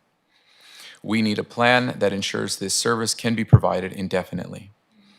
It is clear that the short-term measure is essential, and as imperfect as the current arrangement may be, we can't afford to lose it. I certainly agree on that. For that reason, I do support renewing the temporary use permit, but I am proposing for council's consideration a 2-year term rather than the full 3. A 2-year term provides immediate stability for the people who rely on the shelter and avoids disruption in the winters ahead. It also gives time for the strategies in the mitigation plan to be tested and adjusted without placing an undue burden on the neighboring community that has expressed hardship. And it sets a clear expectation that the next 2 years must be used proactively, either to develop a sustainable long-term plan or to commit fully to the rezoning process so that the uncertainty can finally end. Whether we choose 2 years or 3, the clock is running. We cannot be in the same place in 3 years without a permanent plan. I want to be clear that this expectation is not intended to be aimed solely at any one organization. I'm grateful to those who have stepped up to meet the immediate needs in our community. But it will take a concerted effort from the city, service providers, and the broader community to decide how this story ends. I understand that a shorter term might feel harsh or uncertain to some, and I'm certainly open to discussion on that, but I do see it as a commitment from all of us to ensure that 2 years from now, we are not still without a permanent, stable plan for those who need it most. Thank you. Thank you, Councillor Dame, Councillor Haggard, and then Councillor Solda. Thank you, Madam Mayor. There's been a huge amount of conversations within the community regarding the temporary use permit for the Salvation Army over the last few weeks.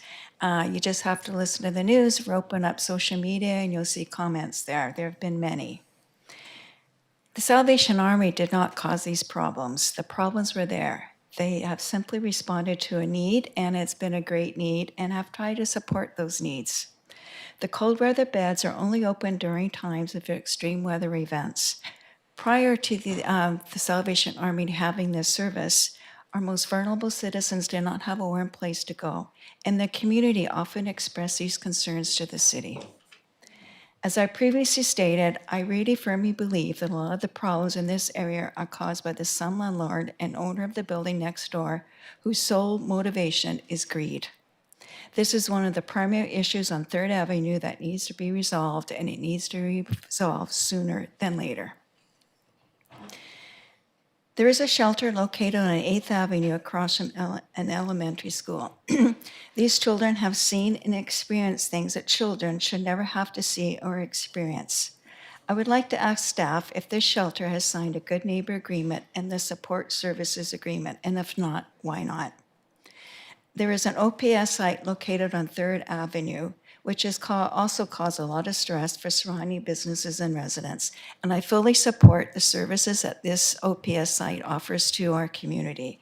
However, some businesses in their area have closed or moved to other areas in the city. I would also like to ask staff, has the OPS site signed a good neighbor agreement and the support services agreement? And if not, why not? If you're asking the Bread of Life to sign these agreements, which I fully support, then we need consistency throughout the community, and other service providers should also be asked to sign these same agreements.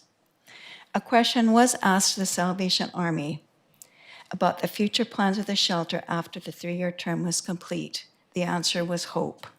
I also have hope in my heart and have a lot of hope for this community, and that is why I sit in this chair. I was once told by a counselor that I vote with my heart and not with my head.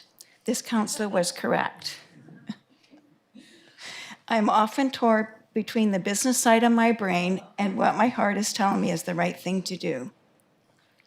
However, my heart usually wins because the right thing to do is usually the best thing to do. I would like to apologize for the stress that this delay has caused the community, the Salvation Army, and its employees, and most importantly, the people of our community who use the services of the Salvation Army. Thank you. Thank you, Councillor Haggard. Councillor Solda, and then Councillor Mealy. That's just too funny because she's absolutely right. And I agree with everybody what all the last speakers here, and so I'm just going to get right down to this. Madam Mayor, I move that council authorize the Director of Corporate Services to issue TUP 2503 for 3130 3rd Avenue Bread of Life Center once the following conditions have been met to the satisfaction of the Director of Development Services. A, the Salvation Army and BC Housing have finalized the support services agreement. B, an updated letter of commitment, good neighbor agreement has been finalized. And once somebody seconds that, Thank you. Seconded by Councillor Mealy. So now I didn't say the year amount. I'm going with what we said. 3 years is where I'm at. I did consider 2 years at one point. You have this time to look at a bigger picture to move forward. You know at the end, this is it, right? So you need to move forward, no matter who is elected in the future, sitting in our places or wherever. You guys do good work, and people have to go somewhere, but let's look at another picture. And I will help. I'm sure the council of the day, whoever's here, will help, you know. Yeah, I just wanted to bring that forward. There's a lot of people. I've gone on the truck. I've been there, out there. I came close at one time when I was a university student, you know, and the rent and stuff like that. So get out there, look at, you have all the hope, but we now need, talk is cheap. Let's get out there and do something, okay? So, thank you. Thank you, and apologies. I'm going to go to Councillor Patola, and then I'll go to Councillor Mealy second time. Thank you, Madam Mayor. So I'll begin by making a motion to amend Councillor Solda's motion by inserting the phrase "for 2 years" between the end of the brackets Bread of Life Center and before the word once. Okay, seconded by Councillor Dame. Thank you, Madam Mayor. So my comments along those lines. I certainly agree with, well, every councillor so far, and I'm sure the mayor as well, although I will leave her the last chance to speak. As I do, the speakers that have come forward today. We have heard many success stories coming from people with lived experience. Those success stories are either personal to the individual speakers or they are shared from those that have been involved in those success stories. And one cannot listen to such success stories without a flush of joy throughout my whole body. I have tried to listen to each speaker and hear what message they're saying, apart from, I support the Bread of Life, but to hear where they're speaking from and what need they are speaking to. This is not a discussion about how social issues in the uptown of Port Alberni came to be. That is not open as a topic for this evening. Neither is this a discussion about the solution to the issue of homelessness. That is not a topic that is being addressed today. This discussion tonight is limited to the effect of a service provision and the appropriateness of a specific location for that service provision. Unfortunately, the solution or answer to this issue is not a democratic one. Democracy balances its scales by the weight of public opinion to one side or another. But this is not an issue of pure public opinion. This is a question, in my mind, of equity, determining what is most fair, not what is most popular. Determining what is most fair in all of the circumstances to everyone in the community. Many emotional thoughts have been presented today. Many of those emotions seem to relate to concerns for the future. What will happen? Personally, will I be able to survive? I cannot think of a more personal and demanding need than survival. Survival encompasses many things: food, shelter, an income, self-determination, even prosperity. To deny prosperity and only permit a basic existence of food and shelter would create the very type of bondage that we are currently looking to solutions for. Most of the speakers and letters have recognized that there are competing interests that will be affected by the presence of a warming shelter. Recognizing that others have an interest is a positive part of any discussion. It's the beginning place. However, I do think society has become well aware that recognition of rights is only a starting place, with much work to be done to reconcile those rights amongst each other. This cannot be a battle of us against them. There is no us, there is no them, there is only we. It must be we, for as wisely observed, a house divided against itself cannot stand. Neither does it serve to find a solution by pointing fingers at others. It's a complex issue. There are many things that contribute to poverty, to homelessness, to need. And simply saying that another place or another location has another problem doesn't help solve this question that we are being asked today. Now, perhaps the actors in this situation have been fully immersed in the needs of their community and fully concerned with the objective of meeting those needs, so that reconciliation has been overlooked. But without work on reconciliation, support for meeting those needs dwindles to a testament of people's virtues. And that does not aid me personally in my decision. That is because virtue is something I presume throughout all of our community. It is not something that I will ever need to be convinced of. As I previously stated, the outcome of this issue is not democratic. Neither is a measurement of who can claim to be more deserving. It is a question of equity and fairness to the entire community. The easy result would be a middle ground. As King Solomon would divide the baby, so would 1 year and 3 years be divided into 2. I agree with my fellow councillor, Dame, when he says that 2 years has certain characteristics that seem to present themselves as amenable. It's long enough that no one is under threat of losing their safety and security. Sorry, I do have to ask members of the public to not speak or interrupt. As we waded through every member of the public who wanted to speak today, I want every member of council to be able to speak today uninterrupted. Thank you. Thank you, Madam Mayor. It is short enough that other members of the community are not unnecessarily burdened. Not burdened with intent, but burdened with effect.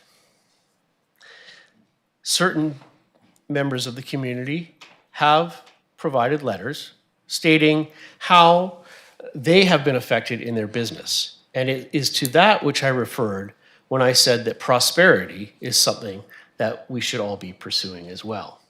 For to take away the prosperity of one will cause them quickly, much too quickly, to become one of those in need of assistance.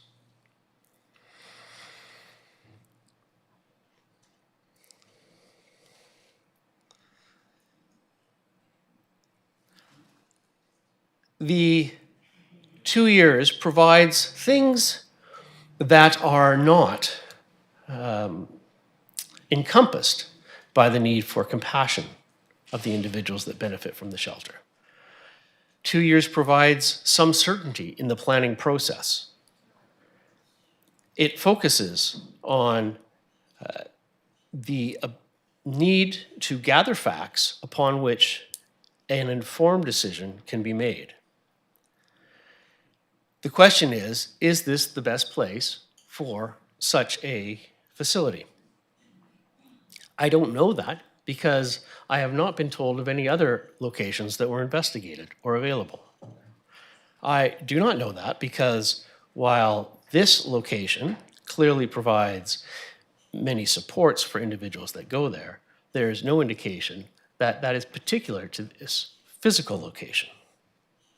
I have not been provided with any information on what other housing is available, nor what is the actual number of residency at this facility. I do note that Mr. Ramsey stated there were, and I wrote this down, I may have got it wrong, 3,490 visits, bed visits.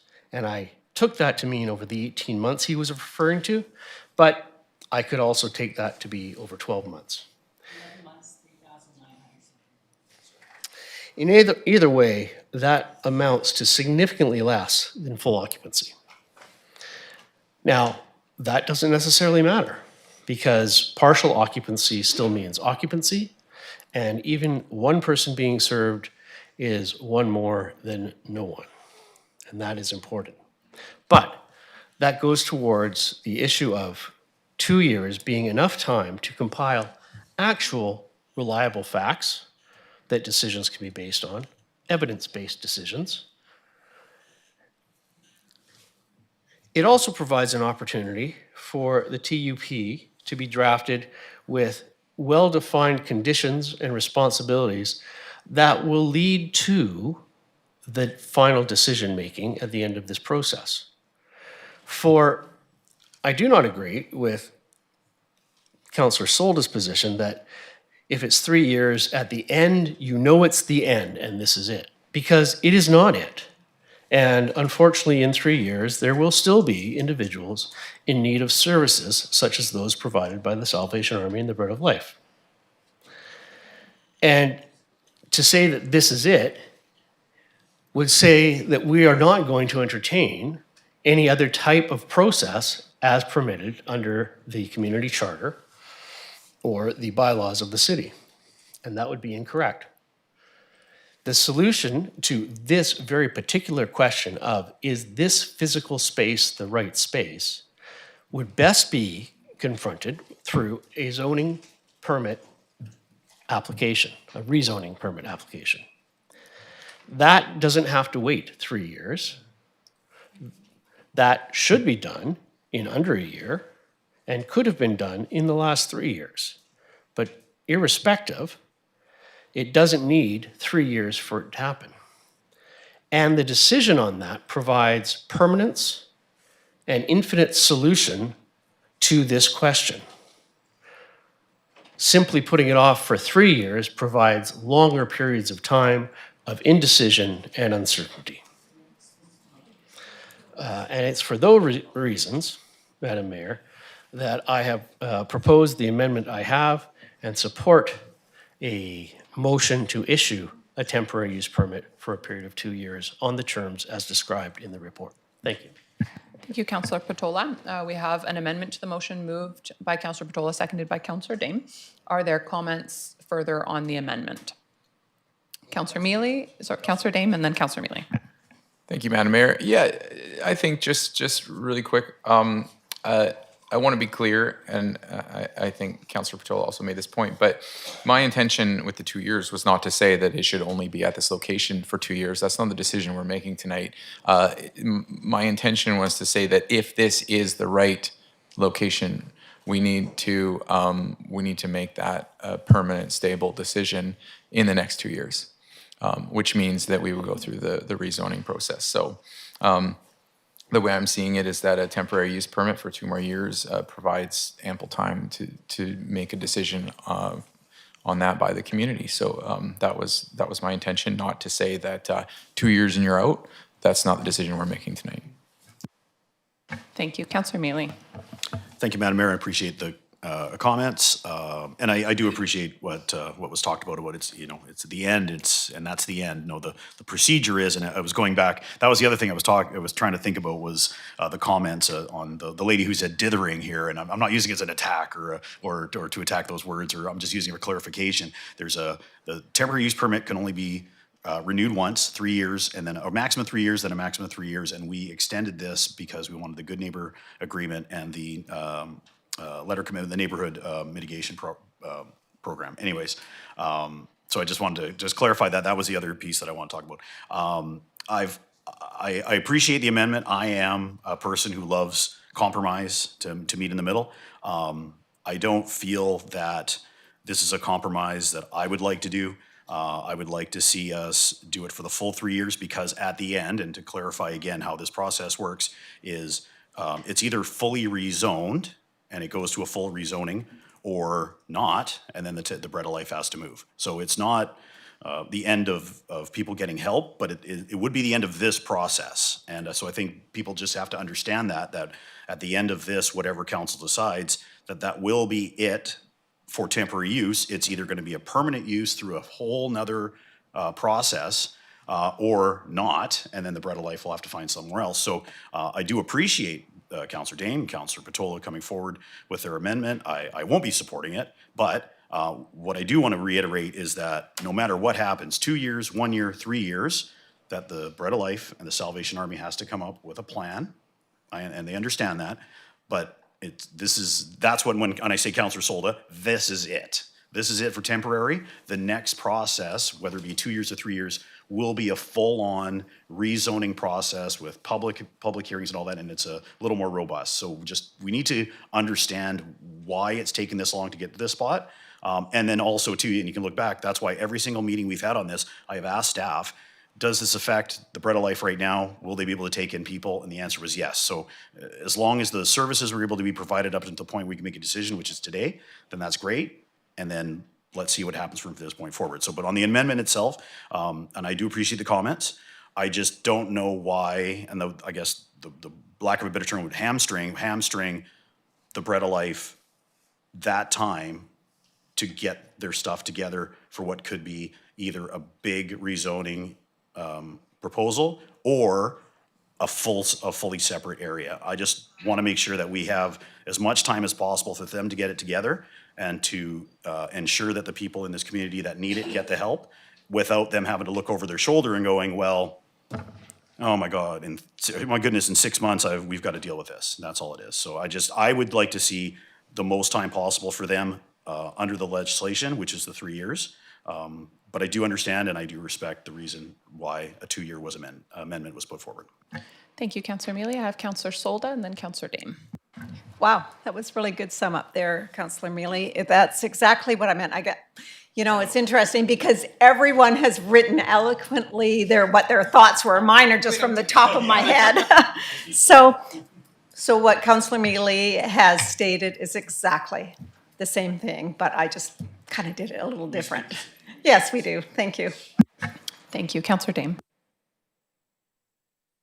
Thank you. Yeah, I'm just appreciating those last comments, and just to give a bit more clarity, I think that my intention with suggesting 2 years was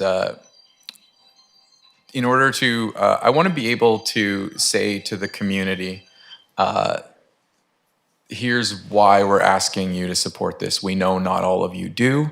We know some of you are expressing challenges. We are putting a time frame on this, not necessarily when it will end, but when you will be able to go through a proper process. And we can once and for all have that conversation as a community. I just feel that the more we put it off down the road into the future, it feels like putting off a conversation that can happen sooner. It can happen now, and it can ease some frustrations and ultimately make it more sustainable for the Salvation Army, the Bread of Life, all of the service providers in the community to do their work. The more strain we put on the community and say to people, yeah, it's coming. Eventually you can have your say. Eventually we'll have this conversation. The more you're going to see those tensions build. So I just think that it's healthier to say, yeah, okay, we understand you're frustrated. We will hear you out. You will have your opportunity. We can't say how that's going to end, but you'll have your say. And so I would just like to see that happen sooner rather than later. Having said all that, if this amendment doesn't go through, I will still be supporting the temporary use permit. Thank you. Councillor Haggard. Thank you, Madam Mayor. I'm sorry, I won't be supporting the amendment because if the Salvation Army wants to come up with a plan either to move or rezone, it takes a huge amount of time to do that. If they decide to move, they might have to do renovations. Again, that all takes time. And I don't, 2 years seems like a long time, but 2 years goes by very quickly, especially when you're dealing with local government and provincial governments. So I will not be supporting the amendment for that reason. However, you made a lot of good points, Councillor Dame and Councillor Patola, and I respect that, but I will not be supporting it this time. Thank you. Thank you very much, Council. I want to make my comments, I guess, now. I've been waiting very patiently. I don't usually wait this long to speak. I want to thank all of the members of the public who came out to speak today and who have shared their insight, feelings, and thoughts on the importance of this service.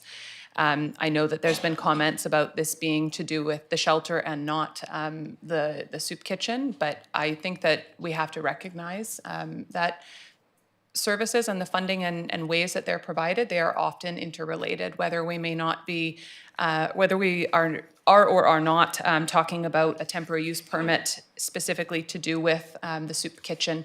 I think it's reasonable to recognize that the two services are connected and that probably funding is connected in some capacity. I am going to keep my comments brief. I am happy to wholeheartedly offer my support to this application today, as I did at the first meeting that it came forward as well. I, in my mind, I can't come to a point where I think that building and service that houses people, that feeds people, that keeps people safe and off the street in our community is anything other than a help to our community. And I want to as well express that I believe that every member of this council feels that and recognizes that as well. I will not support the amendment that's been made for a couple of reasons. Firstly, I think it places us in an unnecessary, challenging position. 2 years from now, it reduces the timeline.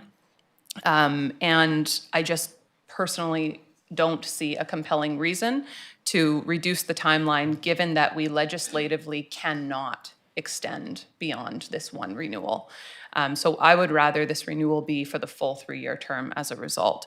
The other reason that I think is extremely important is thinking specifically about the timeline of 2 years from now in order to potentially do likely an application for a rezoning, maybe an alternative option and maybe an alternative would create the need for a rezoning somewhere else as a result of, potentially looking at moving the service. We are 1 year away from a municipal election, and I will just say that these are hard decisions. I think these are hard decisions that require members of mayor and council to be comfortable making decisions, sometimes with people in the room who have opposing views. I will just share that my very first public hearing as a councillor 12 years ago was on Rainbow Gardens, and it was the most contentious public hearing that I've been in my 12 years on council. It was hard to make that decision with a clear mind, with so many neighbors in the room who were extremely opposed, and they had valid concerns. However, for the good of the whole community, the Rainbow Gardens expansion, in my opinion, was extremely important to move forward. I don't want the potential rezoning of the Bread of Life Salvation Army building there or somewhere else to be in the hands of a council maybe 3 months in. I don't think that that is in the best interest of our decision makers to be able to make an informed decision. So I think the timing of a 2-year turnaround is challenging for that, because we're 1 year from an election. We will have new members of council, mayor. And I think that it's important that whoever is elected to these positions have a bit more time to get comfortable in their positions before they're faced with what is an extremely important decision on whether or not to rezone the current building or support the service moving elsewhere. So, while we recognize that municipal government is a continuous service and, one council follows the next, these are difficult decisions, and I think that that's really important to recognize, and I think that asking a new council to make a long-term decision on this extremely early in their term may not get us necessarily the best results that we would otherwise like. So I would ask council to vote against the amendment and go back to a 3-year temporary use permit. I think that gives enough time to still recognize there is a lot of engagement and work that needs to be done in the community to determine what the future of this site will be. But it takes that pressure off, and it allows a new council to get comfortable in their roles. It allows the Salvation Army and Bread of Life to consider with due time what they would like to do for the service. And I think it also ideally provides opportunity for other new housing in the community to be built, come to fruition, have people settled in so that we can properly assess what the existing need is moving forward. I said I was going to be brief. I wasn't. That's all I have to say. I don't see any additional comments on the amendment, so I will call the question on the amendment. All in favor? And opposed? Amendment is defeated. And any final comments on the motion unamended? Seeing none on the motion, all in favor? And opposed? Motion carried unanimously. Thank you, everyone, and thank you to the members of the public for speaking today as well. We'll move on to the rest of our agenda, and we have lots if anyone wants to stay.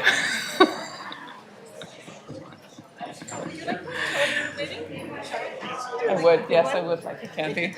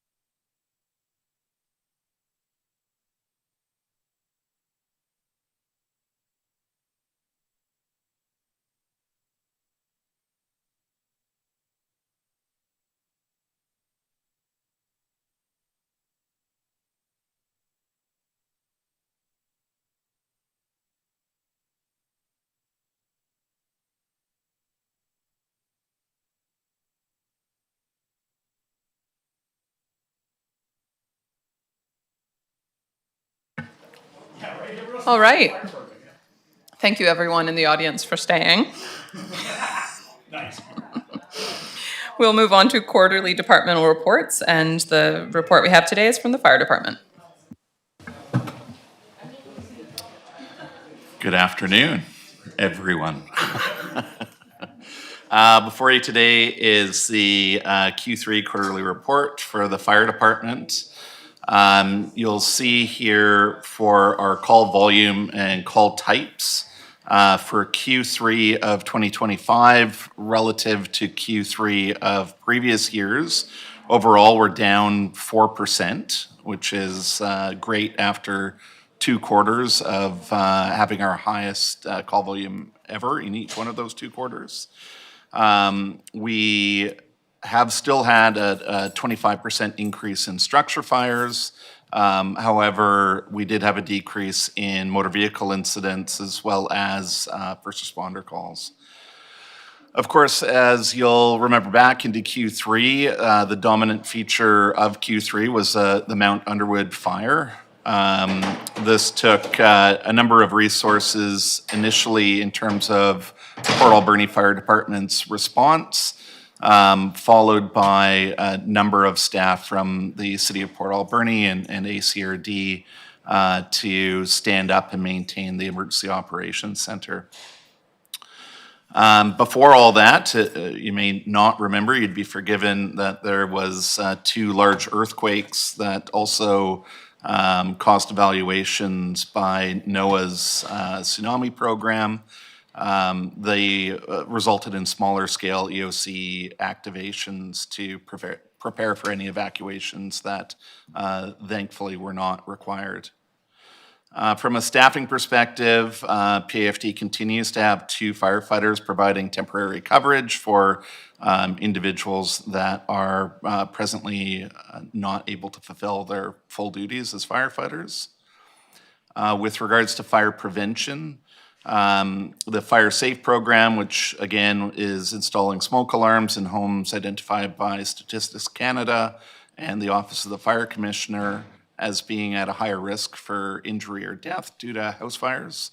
That has been an overwhelming success. We've been to hundreds of homes and both replacing smoke alarms within those residents and having an opportunity to discuss fire safety generally with individual members of the public. The FireSmart grant was not approved during Q3, and therefore FireSmart activities did not occur during the quarter. And with a 25% increase in structure fires year over year during Q3, fire investigations continue to be a priority for the fire prevention officer. A stat that was requested was with regards to the orange delay calls that you'll remember we removed from our call type that we respond to earlier in the year. So for the first 3 quarters of the year, we did not respond to 38 calls, which we would have otherwise responded to. The request was to look into what the call types might be, which is this pie chart down below. So as you can see, 11% were drug-related, 11% were usually chest pain or other heart-related incidents. 11% were bleeds, 24% were falls, 3% head injuries, 8% diabetic emergencies, 5% internal pain, 5% shortness of breath, 14% decreased level of consciousness, and 8% seizures. So really a wide different grouping of types of incidents. But what was a common theme throughout those was that 61% of those affected were identified in that call typing as being senior citizens. Communications is, we still maintain a strong presence on both X as well as Facebook. Not any significant changes there, but we do have quite a substantial following.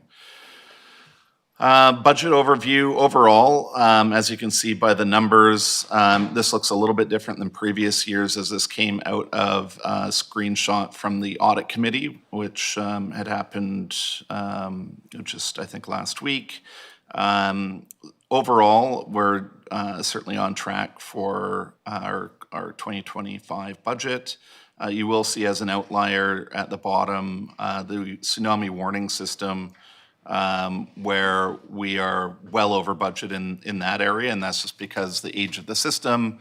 We do have a number of the components that are failing, and we did have some vandalism that happened on one of the tsunami towers as well that needed to be repaired.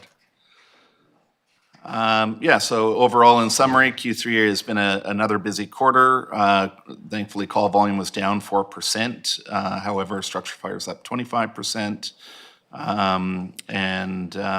Looking forward, certainly thankful to receive the news that the Fire Smart program has now been approved, and so we'll recommence that work in the coming months. I know that the ACRD has posted 2 Fire Smart coordinator positions, which will kick that off. And with that, I'd be happy to take any questions.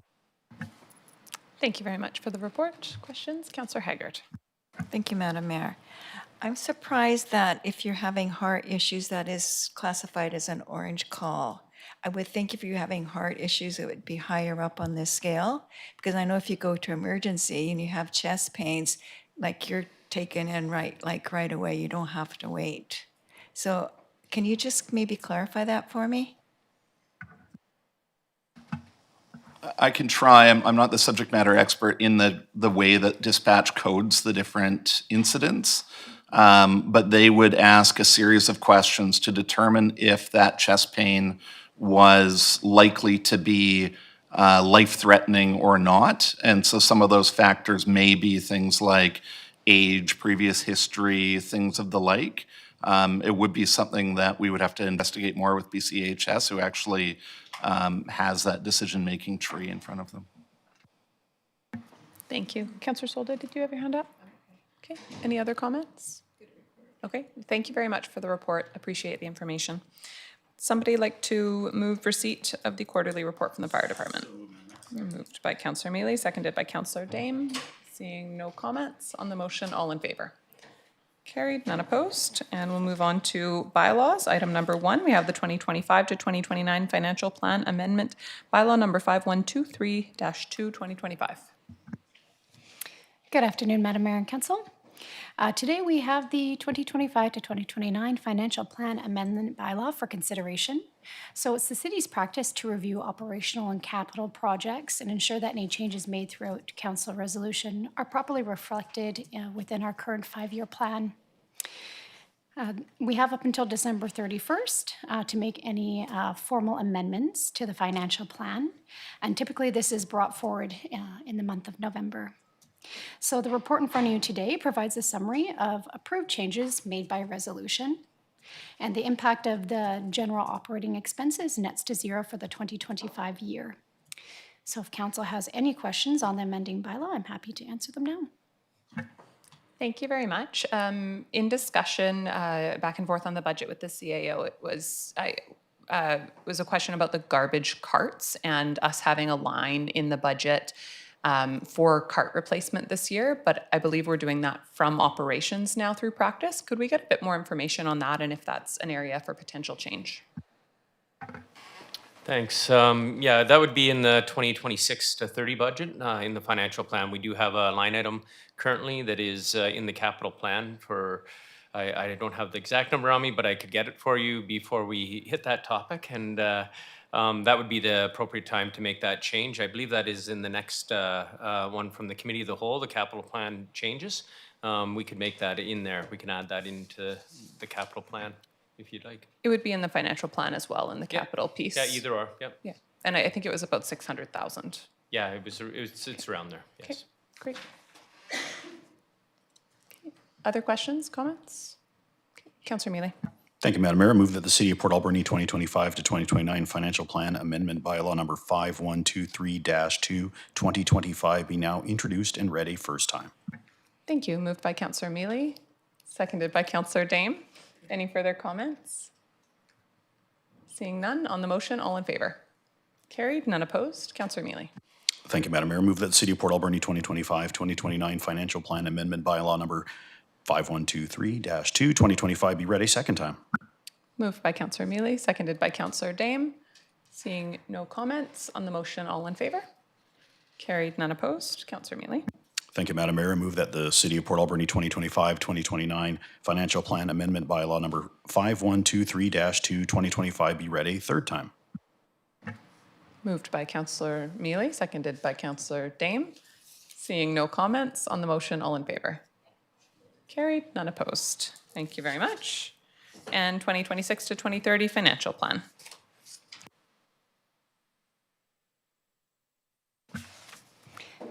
Me again. So we are looking forward now at the 2026 to 2030 financial plan process.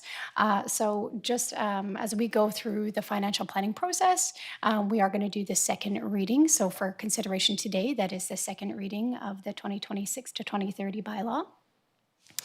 In the report in front of you contains a few different additional information items, some line-by-line operating details, as well as some activity-based costing changes for the museum. In here, you will see there are a couple outstanding items that have not had a financial impact added to the financial plan released to date. Those will come in future financial discussions and future COW meetings. And also in here, everything that has been discussed to date will be included in the report. The financial planning process will continue finalizing in February. And as of to date, the current increase to taxes is 6.91%. And I'm happy to take any questions if you have any today. Thank you very much. Questions, comments from council? Can we add into the list the change to the garbage carts removal from the capital line and adding into, I don't know if we actually need to add it in because I assume it's already in the operational budget for the service.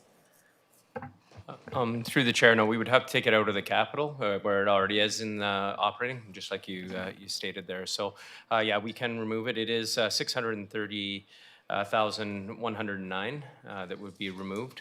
And I'll find the appropriate line number and we'll change it into the agenda to add that on. Thank you, that's perfect. And it is a 2026 line, is that correct? Correct, it's in the 2026. Okay.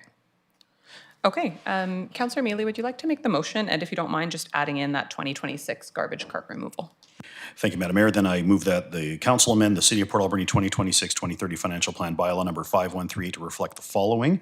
1 through 23 and number 24 would include replacement of garbage bins at the total of $630,109. Okay, so is there a seconder? Seconded by Councillor Dame. Questions, comments? Councillor Mealy. No, that's just for everybody in the public. This was discussed at the November 17th COW meeting. So if there's any questions on this, especially with the Industrial Heritage Center, that discussion was there. It's online. It's on YouTube as well, and you can watch it. Absolutely. Okay, seeing no comments, motion is moved and seconded. On the motion, all in favor? Carried, none opposed. Thank you, everyone. And item number 3, we have 2026 to 2030 financial plan, second reading. I don't know if there's comments you want to make before, and if not, we are, Councillor Mealy. No, that's okay. I don't think we need any comments. We were just running through this. I move that the City of Port Alberni 2026-2030 Financial Plan Bylaw number 5138-2025 be read a second time as amended. Thank you. Moved by Councillor Mealy, seconded by Councillor Dame. Comments, Councillor Solta. Madam Mayor, there is another opportunity for the public to have some engagement, and maybe the CA or somebody can say what, where and when, and or anything else. It's December 2nd at 6:30? 6 o'clock. Okay, thank you. So we're having a public engagement session at Echo Center, correct? At Echo, thank you. With members of council to come and tell us your thoughts on the budget. We will have tables and you can sit down with the councillor. I don't remember exactly the tables and chairs, but there will be councillors at the tables. And that is at Echo on Tuesday, December 2nd at 6 p.m. until 8 p.m. if members of the public want to come and stop into that session. Okay. Moved and seconded. No more comments otherwise? Okay, on the motion, all in favor? Carried, none opposed. Thanks, everyone. Item number 4, fees and charges bylaw, report from November 18th from Director of Corporate Services. Thank you, Madam Mayor. This report presents the fees and charges bylaw number 5125-2 for council consideration. So the City of Port Alberni maintains a fees and charges bylaw outlining various fees and charges for municipal services. Periodically, these schedules require updating to reflect current costs, service delivery changes, or the introduction of new services. This amendment proposes revisions to Schedule K, which is the Parks, Recreation, and Culture schedule, and Schedule N, Waterworks. The amendments to Schedule K will enable administration to apply CPI increases annually as intended in a method that aligns with the PRC rate changes with the seasons of sporting use in the facilities. This change ensures timely implementation of the CPI adjustments while aligning the city's cost recovery with its operational needs. Additionally, we are incorporating information from the previous Parks, Rec, and Culture Facilities Fees and Charges bylaw into this main overarching fees and charges bylaw in order to streamline administration and reduce redundancy. Amendments to Schedule N, Waterworks, will enable the addition of fees related to customer service charges for meter testing and processing as outlined in the Waterworks bylaw. I do have to note that there is an adjustment required that was noted after the agenda was distributed. The charges reflected under Schedule N in Section 1, Water Service Connections, and Section 2, Fire Hydrant Use and Water Turn On and Off, had already been reflected in the existing fees and charges bylaw under Schedule D. And as such, only those items under Section 2 for meter testing, reading, and adjustments need to remain in the amending bylaw. We apologize for this oversight, and if council agrees, we ask that first reading be completed as amended to reflect these required changes. Thank you, and I'd be happy to answer any questions. Thank you very much. Questions or comments? Okay. Would somebody like to read first reading and with the amendment? Councillor Mealy. Thank you, Madam Mayor. So I guess it'll be, I move that the fees and charges bylaw number 5125-2, 2025 be now introduced as amended and read a first time. All right. Moved by Councillor Mealy, seconded by Councillor Dame. Seeing no comments on the motion, all in favor? Carried, none opposed. Councillor Mealy.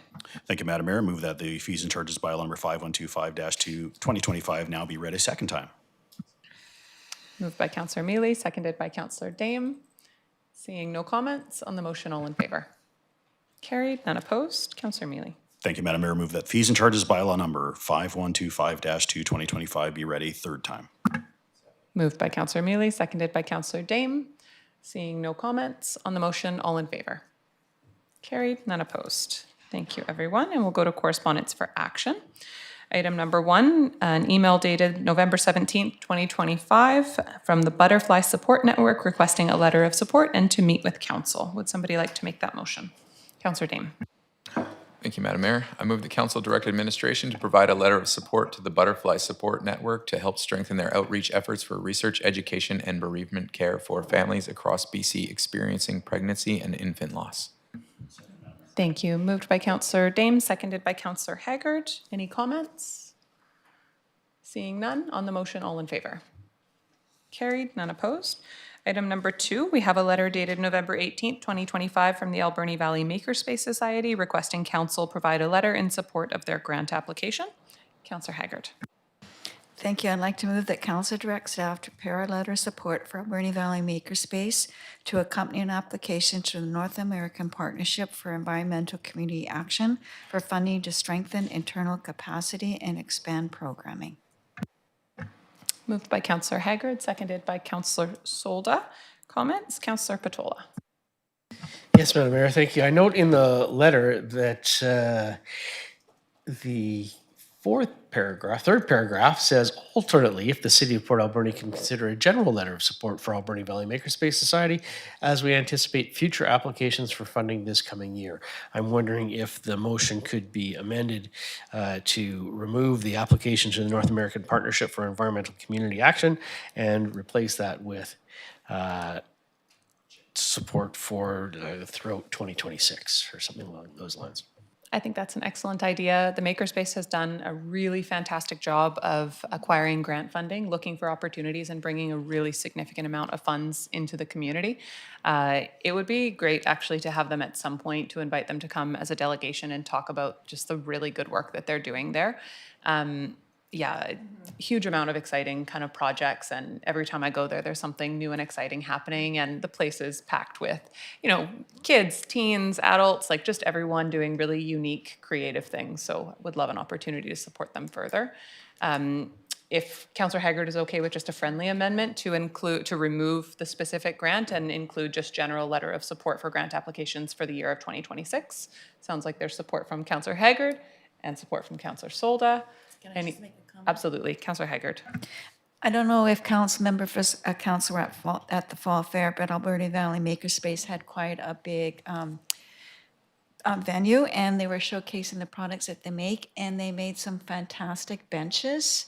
And I was wondering, when we do get to that point for our waterfront walkway, if we maybe look at having them bid on providing some benches that were just beautiful. And then it supports the environment, and it supports a local nonprofit as well. Thank you. Yeah, they make their benches from recycled plastic that people drop off in the community. Just all around, really fantastic group.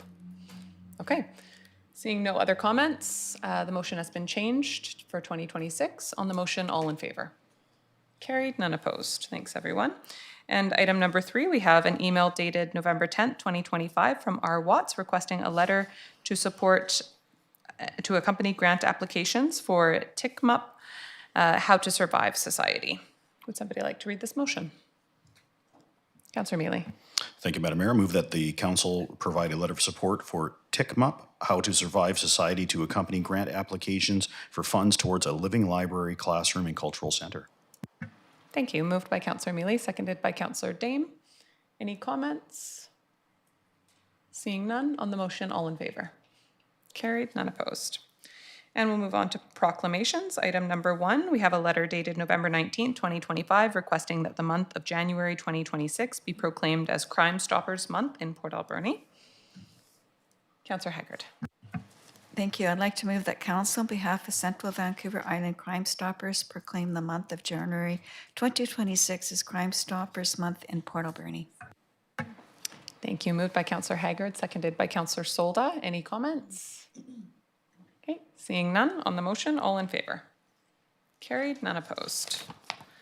On to correspondence for information. I'll go to our corporate officer. Thank you, Madam Mayor. We have a copy of a letter to the Ministry of Transportation and Transit regarding Cathedral Grove safety from the Alberni-Clayoquot Regional District.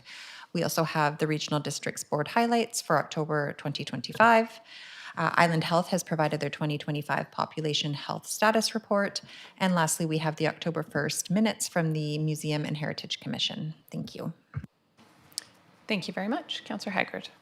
Thank you. I believe at the last meeting when the Minister of Transportation was here talking about Cathedral Grove, I mentioned that they did a presentation in an ECRD meeting, and we were going to write a letter. And I thought I had asked that it come to the city as part of that letter, but they CC'd us as part of that letter. So I don't know if you want to write a separate letter or just leave it as is or join with them. I don't know what the will of council would be for this.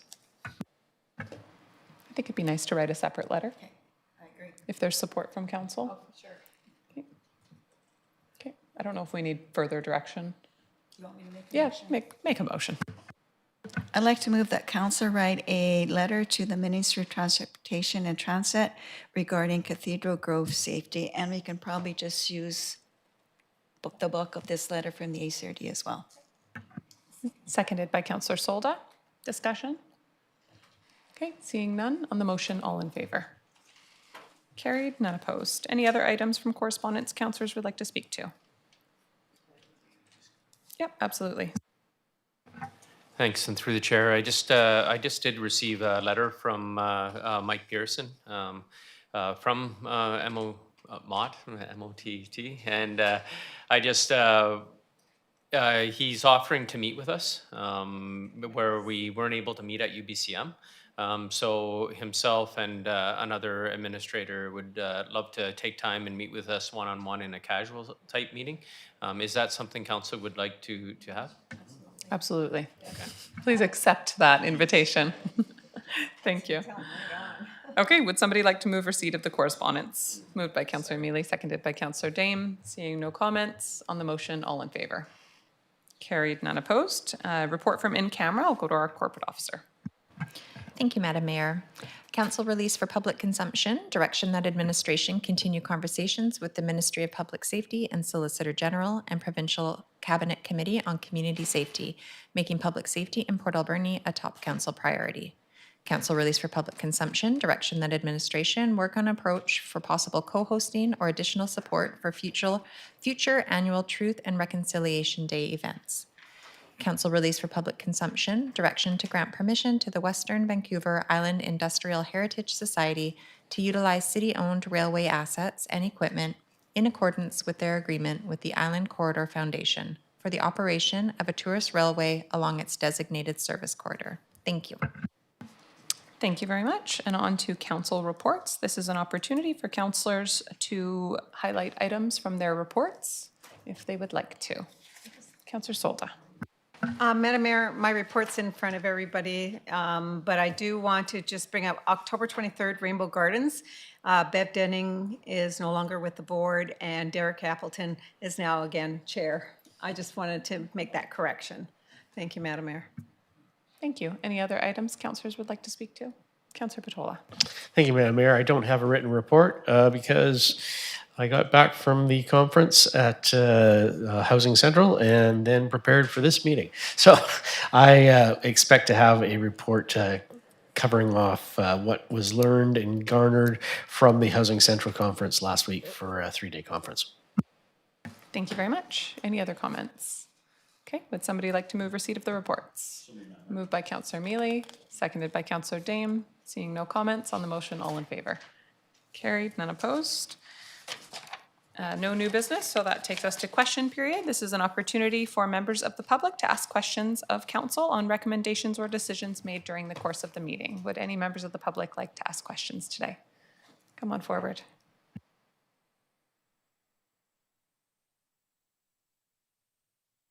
Hello, as I've spoken earlier, my name is Nathan, a local business owner and resident.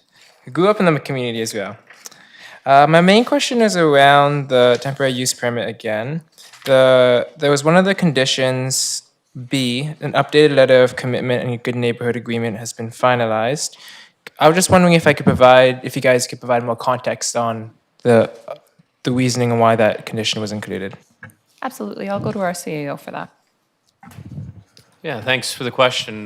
Really, a good neighbor agreement was a product of the province several years ago, and what it does is it highlights expectations that the public can see about the activities of the type of social enterprise on the site.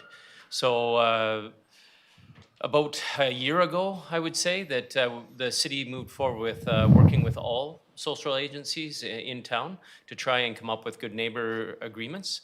In that time frame, the province moved away from good neighbor agreements to move to something called a letter of commitment that then is tied into their operating permit. So with that change was mainly with BC Housing. Now other agencies are looking at it, which is taking more time for us to work through the process in having either a good neighbor agreement or a letter of commitment. The goal of the city is to make those public on our website eventually, so then everybody can understand what has been agreed to and what responsibility is whose, and also who to call if you have any issues. So this just adds clarity about what the social service is providing, what the city's providing, what the province is providing. Okay. And so it sounds like it's primarily a transition due to the bureaucracy of the naming. It's a new condition that the city is enacting, not just in this case, but with several other service providers when we offer temporary use permits or other licenses. Okay, gotcha. And if, perhaps my last question, Do you mind if I ask more about the process around how this letter is formed and what gets included and what doesn't? Yeah. Oh, sorry. So the question is like, what's the process and how the letter is formed or composed? Thanks. So with the new BC Housing Letter of Commitment, we work directly with BC Housing. BC Housing is the one that selects the service provider, not the city. So they work with the service provider on what service is going to be offered, and then they work with the city on whose responsibility is which.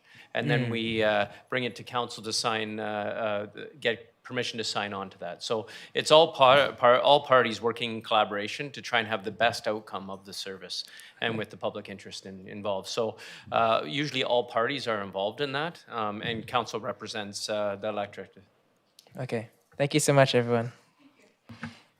Are there other members of the public who'd like to ask questions today?